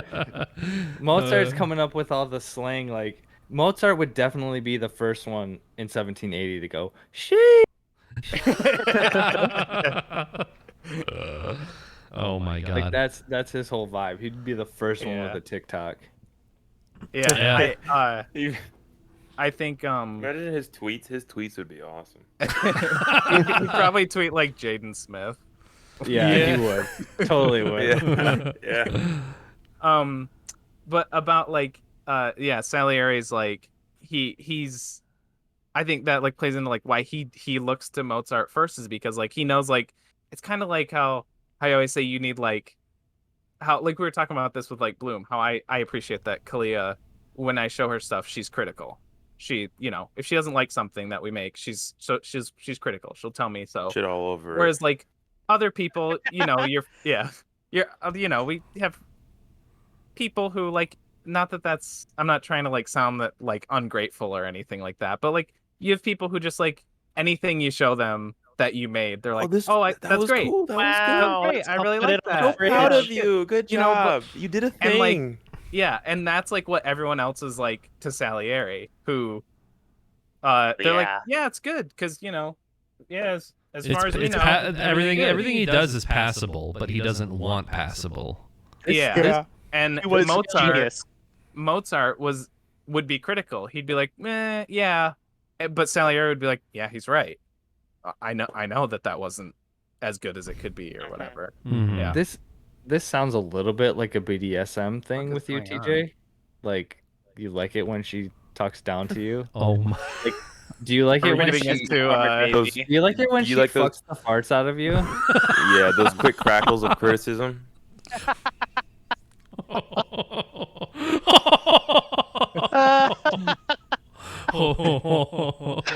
Jesus We're doing, like, Christ. fireworks outside. Oh Well, man. it's America. It's probably gunshots. Yeah, Oh, man. Month Keeping and the a half property past value 4th of down. July, might as well. Yeah. This is just a little tidbit. It's one of my like. It's just a little movie Little trivia, titty which bit. some of you, yeah, which some of you might know, but I just like to share this. That apparently I can't vouch for this personally, but apparently every note in the movie, like again, just showing the attention to detail and everything. I guess every note is like in the movie is accurate. Like everything you see, like the really famous example is that like when he plays like upside down behind his head, apparently he's actually like he is playing that. Tom Hulse like did that. Oh, And he's, okay. like, Shit. I was gonna ask, yeah, did he learn piano? Like, did I he learn think, how to like, play the piano for that? as 'Cause much there's some as they had scenes to, where every time somebody's playing piano or the fuck, it's like getting closer. I'm sorry. It's a Maybe I need to Taliban. take my headphones off. Maybe it is gunshots. It's the Taliban. No, I think it's fireworks. But yeah, anytime you see someone playing piano or anything like that, or I suppose even in like the opera scenes, it's all being played correctly. Apparently, Shit. That's That's amazing. interesting. because that I is noticed that with the- interesting, 'cause I wondered that when he was playing. I was like, man, this looks really real. yeah, like the scene when he's playing Salieri's part, like when he improves on it, like on spot, and it's just pans from his hands right up to his face. There's no cut. It was like Mhm. he has to be playing that for real. And then the only time that I was like, that's a body double is when he was upside down and his arms were in front of his Mhm. face. And that would be the only Oh, time yeah. when they would replace it. But even then, I mean, but he plays I- it where you can see his face too, right? He No, does his face is at one point. underneath the. Well, maybe. It's underneath his guess arms maybe or- I could've done a- It's been like a month since I saw it. Yeah, me too. I And I also that's another reason why it maybe felt long for me is I watched like 2.5 hours of it, and then I had 4 days of power outage, and then I watched the last 30 minutes. Oh, Oh, God, right. yeah. So to me, it felt like it took 5 days to watch the fucking movie. it's just constantly playing. It's just like how the death song is constantly playing in Mozart's head. That whole movie is Mhm. just constantly playing in your head when you're not watching it. I'm just like You can at see his this face. point- I just wanted to say that. I just looked up the scene. at this point, Oh, you can see his face.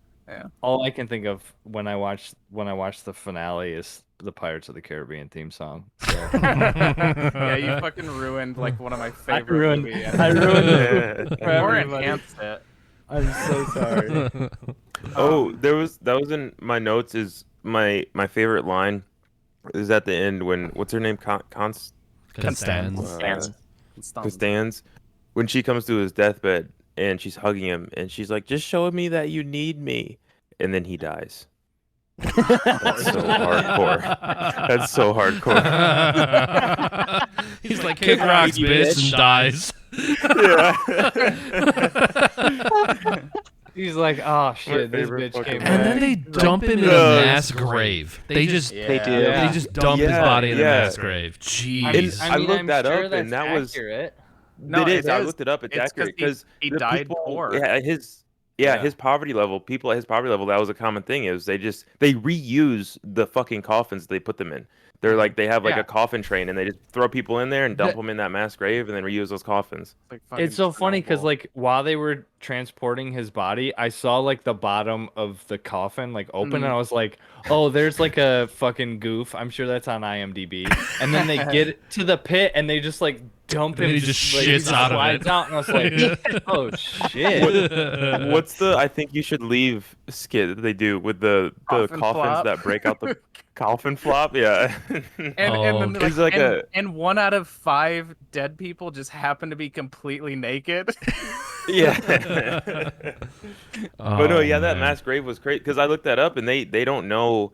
There's like a monument for Mozart where they think his grave site was, but then Oh. they found But they out don't like know. way later on that they were totally off because that pile of Oh. bodies that they thought he was in had gotten moved to a different place. So I Oh. can't remember where they ended up moving the statue somewhere else, but they still had a statue at that gravesite for a long time that was not where it should have been. Yeah. What's kind of weird that I'm realizing now is that like they didn't recognize his genius. Like, I guess I was thinking that like, oh, they didn't recognize his genius during his lifetime. It was only until like kind of more modern days that they did, but that we have. But I guess by the end of the movie, when there's old Salieri, he's like playing these songs, and the guy's like, "Oh yes, I know this one. Oh yes, I know Yeah. this one. Yeah. Yeah, It's yeah, just I know the this one." Oh, I thought he They played got like. so He Oh, plays yeah, a that's right. few. Well, Okay, he, yeah. well, he only But plays they're one his Mozart music. song. He plays He Salieri plays his. music. That's right. But the my point is that like Salieri, who was kind of popular for the time, is no longer popular, but Mozart has already become like immensely popular. So even like within like Mozart's like normal lifespan, or maybe it's because maybe it's like a Tupac thing where like because he died that like people are like, oh shit, this dude's actually lit. Right. Well, I feel like that's Honestly, like, I feel the way they portray it in this movie is it's not even close to that compared like Tupac and same with Biggie, they were both big for their times and then they died and they got even bigger. But it felt like Mozart was not even cared Oh, for at that's all. dope. Like he wouldn't get radio play essentially, and then he died. That's another thing too is how did his music get popular? Would they have composers just replay it and be like, this is Mozart. This was really good, but he's dead now, and we didn't like him when he was alive. Sorry. Yeah, I mean, I don't know because like he was popular enough like when he was a child, and then he was popular enough when the emperor called him in, and he was like all they were like people were still Yeah. impressed Okay, by him. yeah, Well, yeah, okay. that's true. Well, It's there's almost like they didn't like his operas. Well, there's a difference between like being very, very popular within a certain class of people, where like, yeah, he was very popular, Yeah. but it was with like royalty and the type of people that could afford to go see his shows. Where like, you know, the masses are like, I don't know, dude, I live in a mud hut and I like ate, you know, some shit yesterday. What Mozart? I don't know, magic flute. What are you talking about? Yeah. You know, and then Yeah, you know I just the think lasting he was 20. I legacy can afford that. later. Yeah, I mean Yeah. that's a good point because like by the end of the movie, he has played to the royalty, but then he has played to the common person. Hello. Yeah, Yeah. now we can. Yeah, I was like, I was totally out for So- some reason. So yeah, by the time the movie ends, he's played to both. So maybe that's like what he needed to break through is not just the rich people, but like Yeah, that's true. he's permeated like all facets, like all levels of culture. Yeah. Oh, Yeah. you're Guy. saying when he does the comedy, like, Yeah, like when he dies. okay. Yeah. Okay. Yeah. Yeah. And I mean, Yeah, I obviously, bet it was like that's a good point with the commoners. Like the music he played for the commoners was shit that he would just pretty much write the night that he was performing it. And then because of the popularity with them, that might have gotten his actual like sat down and written stuff more out there with composers redoing it, you know, just as a respect thing. Yeah, he was more like free to like express himself. He didn't feel like, even though he didn't fit specifically into the box that the royalty people wanted him to with the too many notes shit. Mhm. Like Yeah. when he played to the commoners, he was able to be like, fuck it, I'm gonna play these extra notes. This is what People love Yeah. me. They'll Yeah. be impressed by it because they're like, I can't play that many notes. they'll Yeah. just think I'm smart because I'm playing extra notes. Like that's like something the emperor specifically says. He says there's only so many notes one can hear in an evening. Yeah, Like, yeah, I know. That was no. so funny. Yeah, It's that's like- such a good one. Yeah, I love that. It's a good line, but like no, like the commoners are like, damn, I'm getting so much bang for my buck right now. I'm hearing so many notes, and I'm paying jack shit to get into this piece. Yeah. That's amazing. The price per note of Yeah. the opera. What a deal! I I'm mean- It's like $1 a note.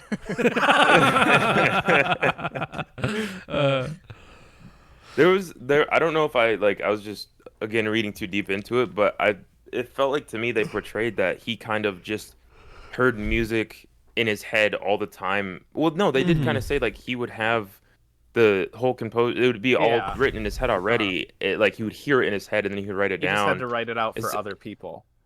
Right. And then like one of the scenes that kind of, bang that through is when his mother-in-law is yelling at him Yeah. and she gets higher pitch and higher Yeah. pitch and then it goes right into like that next Yeah. yeah. I thought that was Um, really cool. And that was what made me think like he was always hearing that the Death Symphony in his head Oh, when he and that, wasn't like, writing it. yeah. It was just constantly like Yeah. beating in his Ooh. head, and that was I kind like of what that. driving him crazy. yeah. And That's, because the scene when he's right after the party, when he runs away and like his wife like falls asleep at the table with him writing, and then he runs away to go party with those people, and when he's running back to the house, that scene he gets back and his wife and his kid are gone.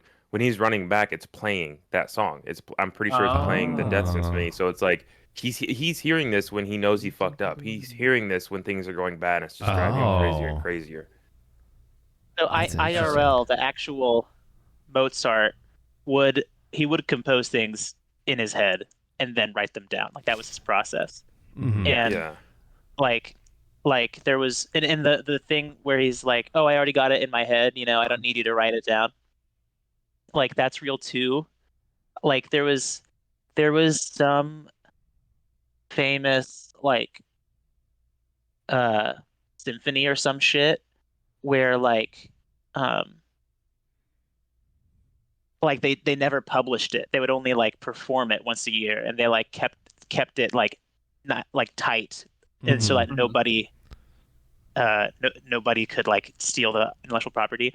And Mozart sat through it once and then wrote it down and Oh my printed it God. and printed it for a bunch of people to have. Oh, that's fucking Oh, man. sweet. I That's- think I that's- read about that. I think I heard about that.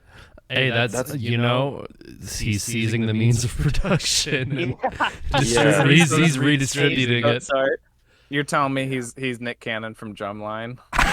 Well, I was gonna say in the cup. Michael Jackson.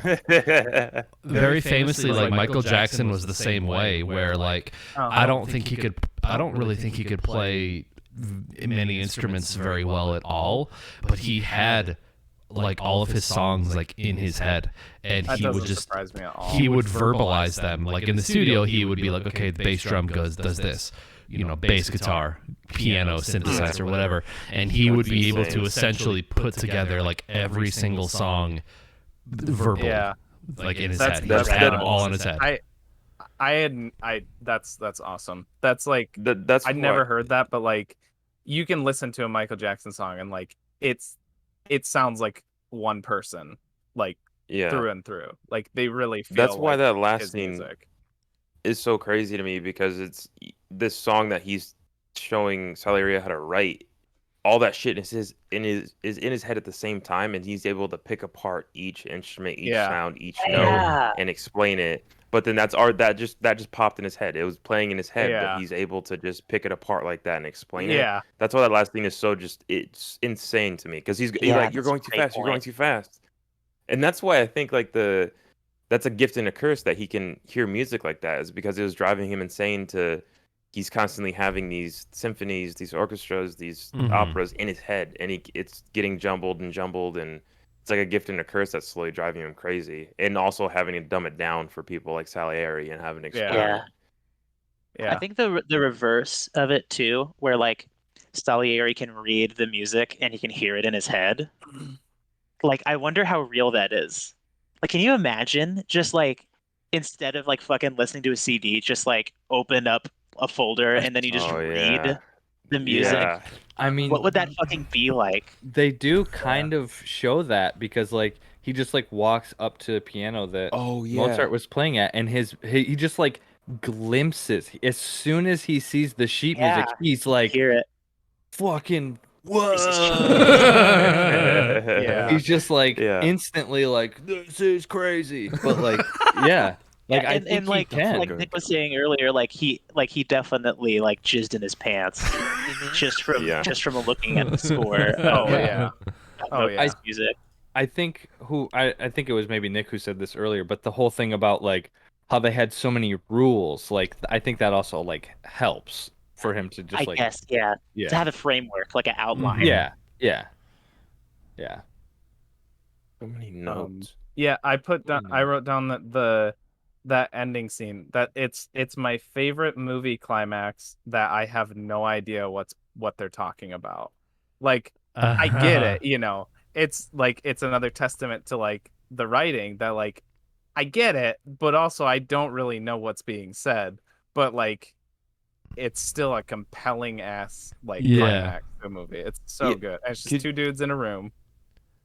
Could you imagine being one of the actors in that script that you have to fucking memorize for that scene, and not knowing music and Yeah. not knowing what the fuck you're saying, and having to memorize that scene? Yeah. And also the guys who wrote it. I mean, obviously they probably brought in actual composers to write that scene. Yeah, maybe. Yeah. But still, that's such a I back saw- and forth, and it's I saw an interview yeah. with one of the actresses from Hidden Figures, and she was talking about how she had to like fucking write like calculus equations on a chalkboard while she's saying her lines, which are also really technical, and just having to multitask and do the two things that she had no idea what the fuck they meant. Fuck.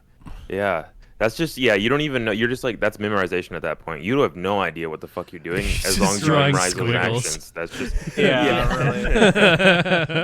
I mean, it's almost like memorizing a song and a dance. Like you're doing one thing with your voice and one thing with your body. Or doing like it's an advanced version of this, right?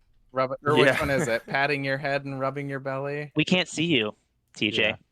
Your camera's been off. Oh, it's the opposite. You made it worse. Patting your head and rubbing your chest. I've never had a problem doing that, I guess. I know. I'm just saying it's a more advanced. Okay. A far more advanced form of that.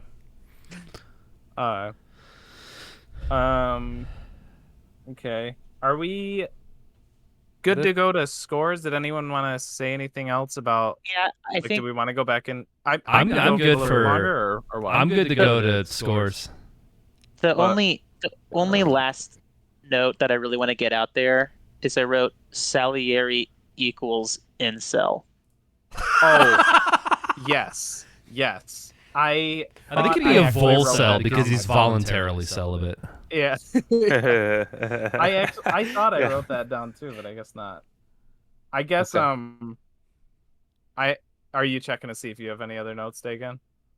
Yeah, He's just flipping through the constants like Oh, titty shots. Oh, Just yeah. the I wanted to pressure. talk about these. Yeah, what's an incognito browser? Farts. So another thing too. I don't know if I said this earlier about he was using like those comedy shows. Pay the bill. Oh yeah, so the comedy shows is like a means of escape. So he was going all in on writing those comedy shows and performing those and doing that all the time to escape from, thinking about his father's death or the death symphony that he was commissioned to write.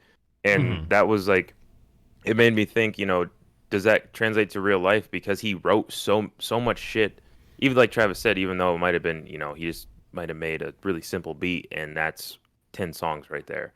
But like he was using that as a means to escape. So all those songs that he wrote were just like means of I don't want to fucking do this other thing. So I'm going to focus on this right now.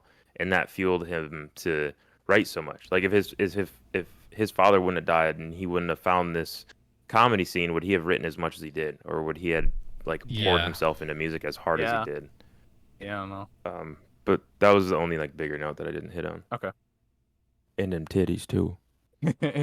I have one more, but I'm just gonna put it into my wrap up. Did you have anything else, Travis or Nick?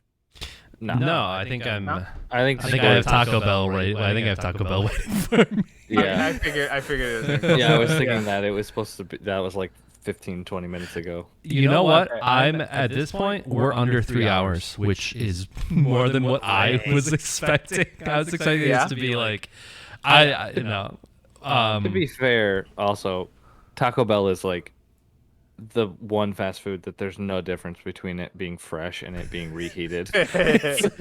Yeah. Like Mozart, Taco Bell is timeless in that it's. Who wants to go? I'll go first real quick. Yeah, Nick, you go first, and then you can go eat your taco. I'll stick around. We'll just try to be brief. Not too many notes. You know what I'm saying? Yeah, I'm sitting somewhere at like an 8 or a 9. This might be the highest. This might be my highest rating for like a movie that we've watched. I'm leaning more towards 9. I'm gonna lean towards 9. Correct. Yeah. I F. Murray Abraham, which is funny. That's another. Sorry, I'm gonna do the thing that I told you guys not to do.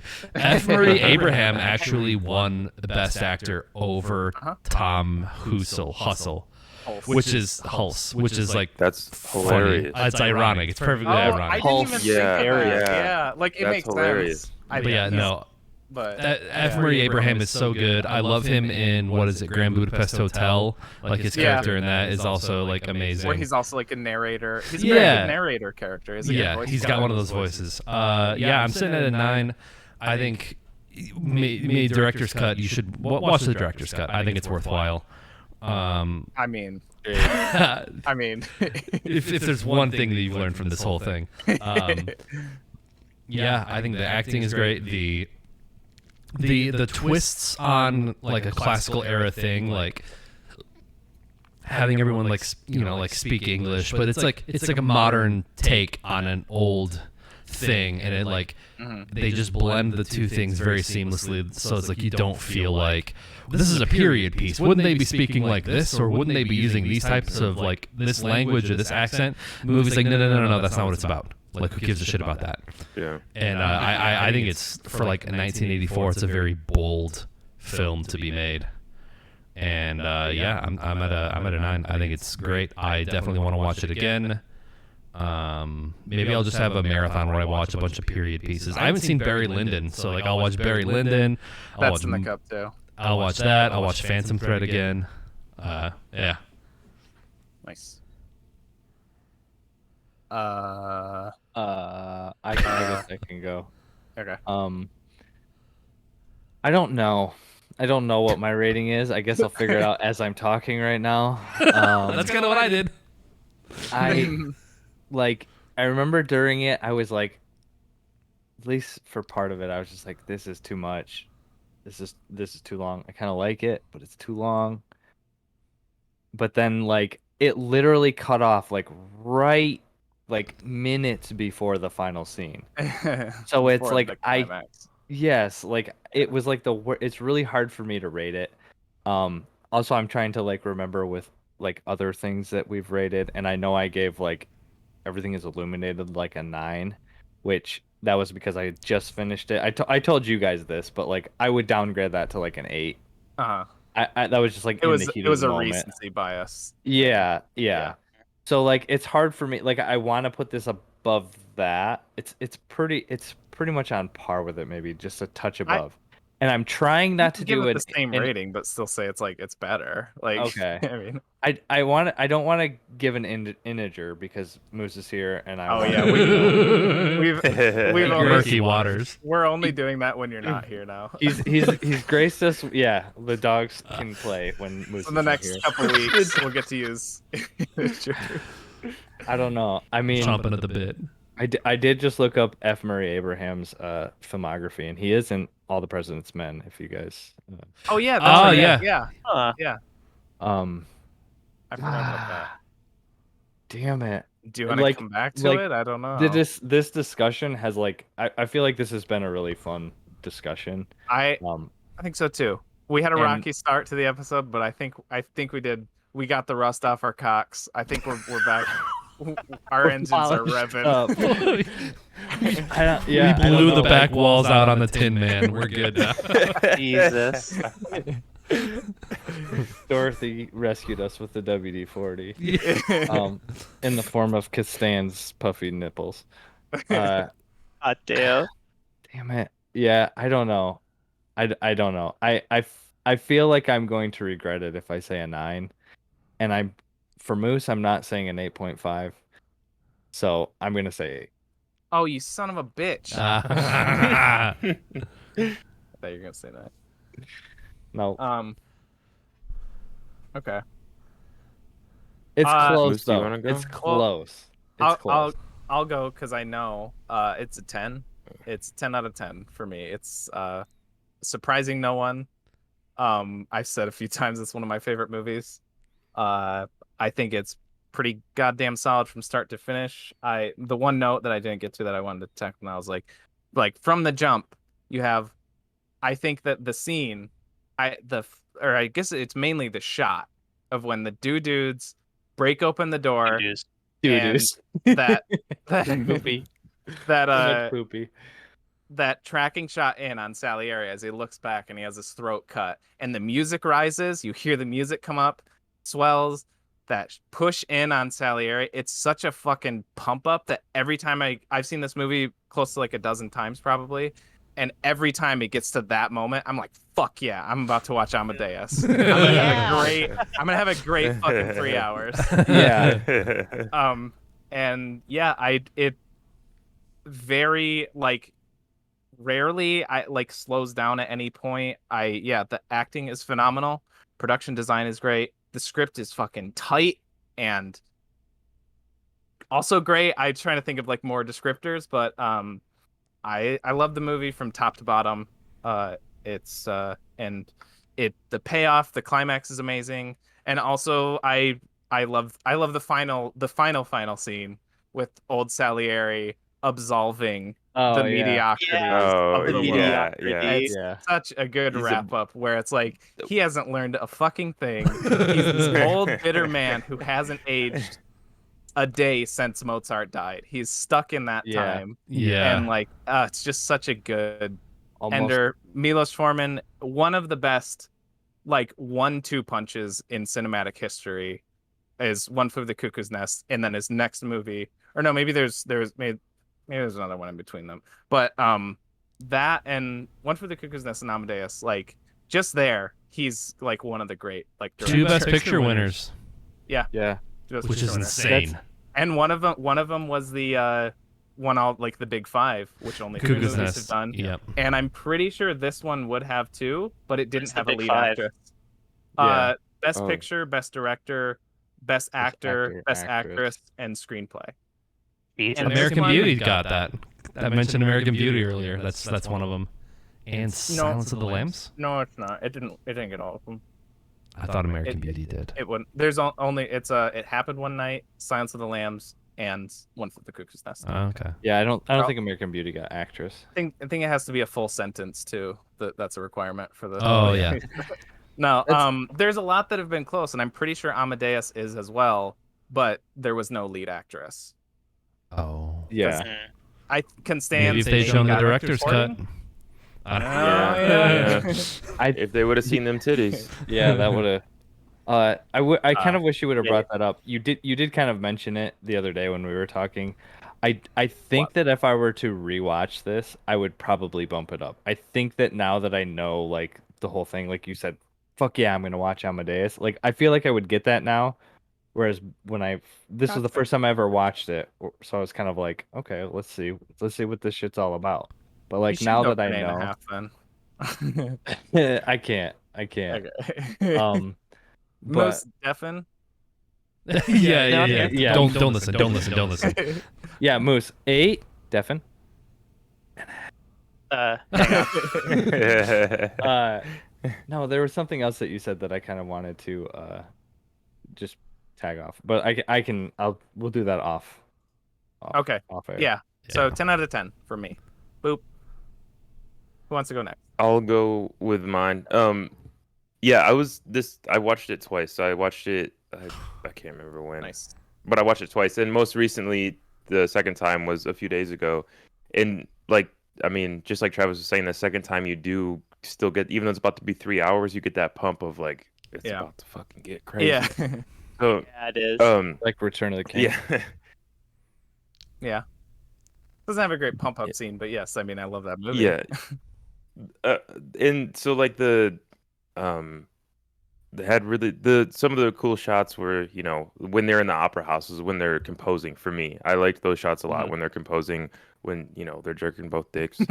And Big move. and the dialogue, the back and forth was, like TJ said, super tight. I'm trying to think of other stuff. I don't know, I just know, the I story kinda and like the blanked. deeper yeah, the deeper levels of stuff and the symbolism of, you know, Salieri being type of a fallen angel or the devil, however you want to see it, and then how Mozart was the voice of God, or how he could be portrayed as God versus the devil, and just this dynamic of Mozart doing his thing and living his life and trying to do his best, but then not really worried about anything else. But then Salieri is just obsessed with Mozart. And they really portray these dynamics super clearly without being very obvious about it. So just the writing is phenomenal. The musical aspect of it, how it's accurate and just well done with the score, how they back these powerful scenes with, you know, this powerful music, is also just drives it home. So I'd give it. I'm gonna give it a 9.5. and because I loved it, and especially for you know, a film from 1984, it had so much to it, but also at the same time, not that much. There wasn't a huge, it's not action, it's not this huge budget of production. It's just simple, but the story is intricate. So I don't want to give it a perfect 10, but I'm gonna get as close as I can without giving it a perfect 10. Why don't you want to give it a perfect 10? Because you did. Oh, okay. There weren't enough titties. Oh, okay. No, I don't know. It's just it's for me personally, it's not a perfect 10 because, I mean, I went into that movie thinking, this is gonna be 3 hours of stuff. I might get bored and fall asleep. So it still blew me out of the water, but it's still, and I still like the movie, but it's not. I don't know, something I would give a There's still perfect just 10. okay. I'm just curious. Sure. Yeah, because the way that you because there's said gonna be that, something. I was It's not because of the movie itself. It's just that point five that I'm not giving it is just a personal, like, this isn't my movie. If we're gonna watch a movie that's my shit, I'll give that a it's because 10. Jake Gyllenhaal's in it. Jake Or Dane Jake DeHaan. Gyllenhaal, and if Dane DeHaan, Jake Gyllenhaal, Michael Shannon, Will Smith, if they were in it, dude, Okay, that's I a see. perfect 10 immediately. It's like the movie's attractive, but you wouldn't fuck it. Yeah, I would not fuck the farts out of this movie. Yeah. Or he would fuck it, but he wouldn't marry it. Yeah, exactly. This movie is more of a, like, it's not a one night stand. It's better than that. It's a long term relationship, but not a marriage. Oh. Oh, interesting. Oh, okay. Okay. Wow. Moose? All right, yeah. Moose.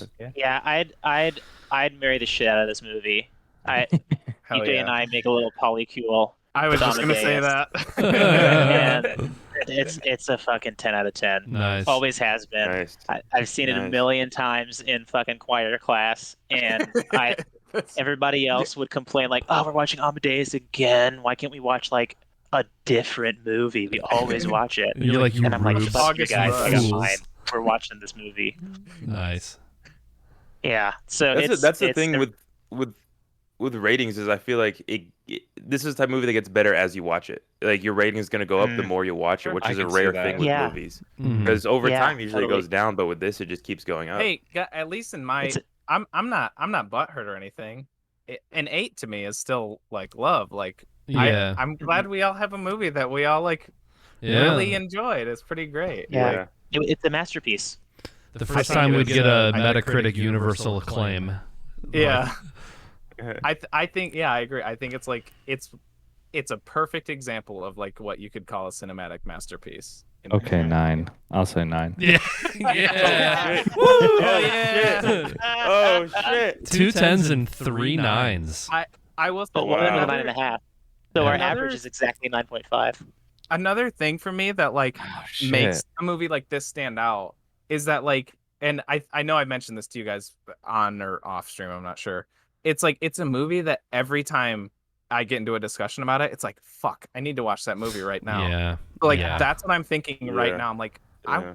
like there's been a couple times in the middle of this episode where I'm like, God damn it, I wish Travis didn't have my DVD. I want to watch this tonight. I almost bought it, actually. I went to Dish Traders. I almost bought it again. Because my I'm copy's just really- shit, I guess. really hoping I have for it a on- more recent, nice re-release or something. I I know, have it I'm on Prime, so and I almost shocked. thought about Yeah. playing it like on my phone on Prime while we were doing this. Well, so just- I could just kind of skip through and look at the scenes. That's amazing. I actually have like Awesome. this like it's like a box set with like the slide out. It's got the Oh, sleeve and nice. everything, and it looks like dog shit. I am so surprised they have not remastered this movie. Yeah. I could have sworn it was on lazy. Criterion. I don't know It why is I thought I totally saw it. It's like I said, it's something with like Warner Bros. I guess they're Oh. weird. It's some weird distribution thing. Yeah. I don't fully understand the ins and outs of that shit, anyways. But Mhm. it's some dumb. Still, like I Yeah. don't Yeah. understand why they wouldn't. I mean, how many Best Picture know. winners does Warner Brothers have? Yeah, maybe that's their one. So they're like, no, we get to keep it, and Yeah. you're just not going to re-release it. Was that the end of your wrap up, Tommy? Did you have anything else? Yeah, I mean, it's all been said. Like, it's just a great fucking movie. Sweet. If So- it's like if I you know, what do they say? Like if you were like stuck on an island and you could only watch 3 movies. Oh, a desert island movie. Really? Yeah, it's definitely one of those for me. I don't know. I'd have to I think could see about like that. 3. Right. But if yeah. it's in the top N, where N is a small number, you know. I like that. I like that definition. Yeah. That's a little 'Cause too I was like- vague for me. That's a like, little it bit might of be- like an integer thing right That is a good there. integer answer, yeah. Undefined. I'm gonna want you to. I need you to define N Oh there for my me real God. quick. Okay. So are we pulling from the cup or are we doing the Suicide Squad thing? Yeah, we're pulling from the cup. Oh, it's Amadeus. really we're were doing gonna- Amadeus Oh, next week. shit, okay, yeah. only, This only is the Dragon best Star is idea my of all time. No, okay, no. So because of the delay, I was going to start it last week, but kind of because of the power outage, I haven't been able to complete all the incantations to reawaken the cup. So it's still sleeping. I haven't actually even moved it upstairs. It's kind of a You process. son of a bitch. Kelly says So- Catwoman. So Yeah. oh wants to do that. no, we will do that though. I do really like that idea, but no, so we're doing it's also that, and also we're sellouts, and we don't want to admit this to the cup, or else it would suck us in and we'd be stuck in there for like eternity like genies. So we're gonna do this while it can't hear us. We're going to do for next week, because it's our bad week, our dud week, we are doing the 2016 Suicide Squad, directed by David Ayer. Hell yeah. Travis is not looking forward to this. Who has seen this I'm- before? I've seen it. Travis I has seen have. it. I have Oh, not. this is gonna be great. fucking hate this movie. Yeah, let's do it. I Let's get in it. Let's fucking get. hate it. Let's. This Hell is yeah. not I went gonna to be theaters fun. to see Tommy- this, and I fell asleep Tommy's halfway gonna be through. gone. Exactly. I haven't I seen it can't either. I can't recommend this one, but I will also say for the audience, and we're going to get this out where the cup can't hear us. The following week, we're going to be doing The Suicide Squad from 2021, directed by James Gunn, and hopefully be able to do some sort of like, compare contrast sort of thing between the two. I think it'd be We a fun did land idea. on that. Okay. I Shit, missed that dude. You know what I combo. just fucking realized? Yo, guess who's in 2016 Suicide Squad? Will Will Smith. Smith. I know he's Smith, probably dude. gonna like that one more because 10 out of 10, baby, I'm already. calling it now. That's amazing. You won't. Tommy, And then you should you watch won't. at least the It new one. I might think you ruin should Will watch the new one. Smith for you, actually. No, I'm afraid it will. Idris Elba's in the new one? Yes. Yeah. Fuck me. Yeah. Oh yeah, I And saw. holy I shit, saw they have some, John like- Cena? John Cena's in the new one? Yeah. Yeah, but you We'll don't get see to him that. at That's all. 2 weeks away. That's not even next. Yeah, Sorry. yeah, Okay. yeah. Sorry. You don't- My you bad, don't my see bad. John I Cena saw at some all. stuff about how like Jared Leto was like doing the whole method acting thing, and he was in character while the Yeah. whole time while they were filming it, and he gave somebody like a fucking like Like live condoms rat. filled with blood and shit like that. I heard it Yeah. was a used Sucks. condom, like Or there maybe was it's just cum a in used it. condom. I feel like blood was involved somehow. I don't know. Yeah. Like, Yeah. isn't that like sexual assault to like I guess it could be. fucking Probably. give Not if he's in someone? character. Not if he's in character. Yeah. Oh, He's like Oh, the yeah. Joker. It's- The Joker made me do it. It's a loophole. My favorite Jared Leto performance is Fight Club because he gets the absolute shit kicked out of him. That's true. Too Was that like- blonde. Yeah. All right. Well. Let's, cool. yeah. Yeah. That's it. So yeah, if you don't want to be spoiled for Housekeeping, from but from Suicide Squad from 2016, watch it. Both of them are on HBO Max. That's how I'm planning on watching them. And the Suicide Squad leaves September 5th, which is also kind of why I want to get that out of the way. Oh 'cause yeah, good call. So that'll be next. Hopefully Friday. Hopefully we'll be back to our regular time. Next Friday at 7 or thereabouts. Again, we have social pages now: Facebook, Instagram, Twitter, YouTube, but not as much. But any changes in the schedule will be noted on those, so we have some sort of way of notifying people. But all that out of the way. Oh, and also we're a podcast, right? If you're watching us on stream, we're a podcast. Go to your favorite podcatcher. If you're listening to us in podcast form, we're also a stream on Twitch, or we also stream on Twitch at twitch.tv/there'llbeduds. So, with all that out of the way, I am your court composer, J-Spot Jack Cheese, and with me, as always, I am your puffy nipped side piece, Nick, damn it. aka Dr. Funk on Twitch. That's the one I was gonna take. I am your. Wait, no, perfect. I am your chaste, grumpy ass Salieri, Travis, aka the Hell Super yeah. General. I'm your trusty rusty baby penis, Tommy, also Moose. And I am your good old Connor O'Malley. I like how this like This is good. the evolution of these. All I right, thought somebody was gonna be the dead dad. I'm the ghost of your dead father. All right. See you, everyone. Bye.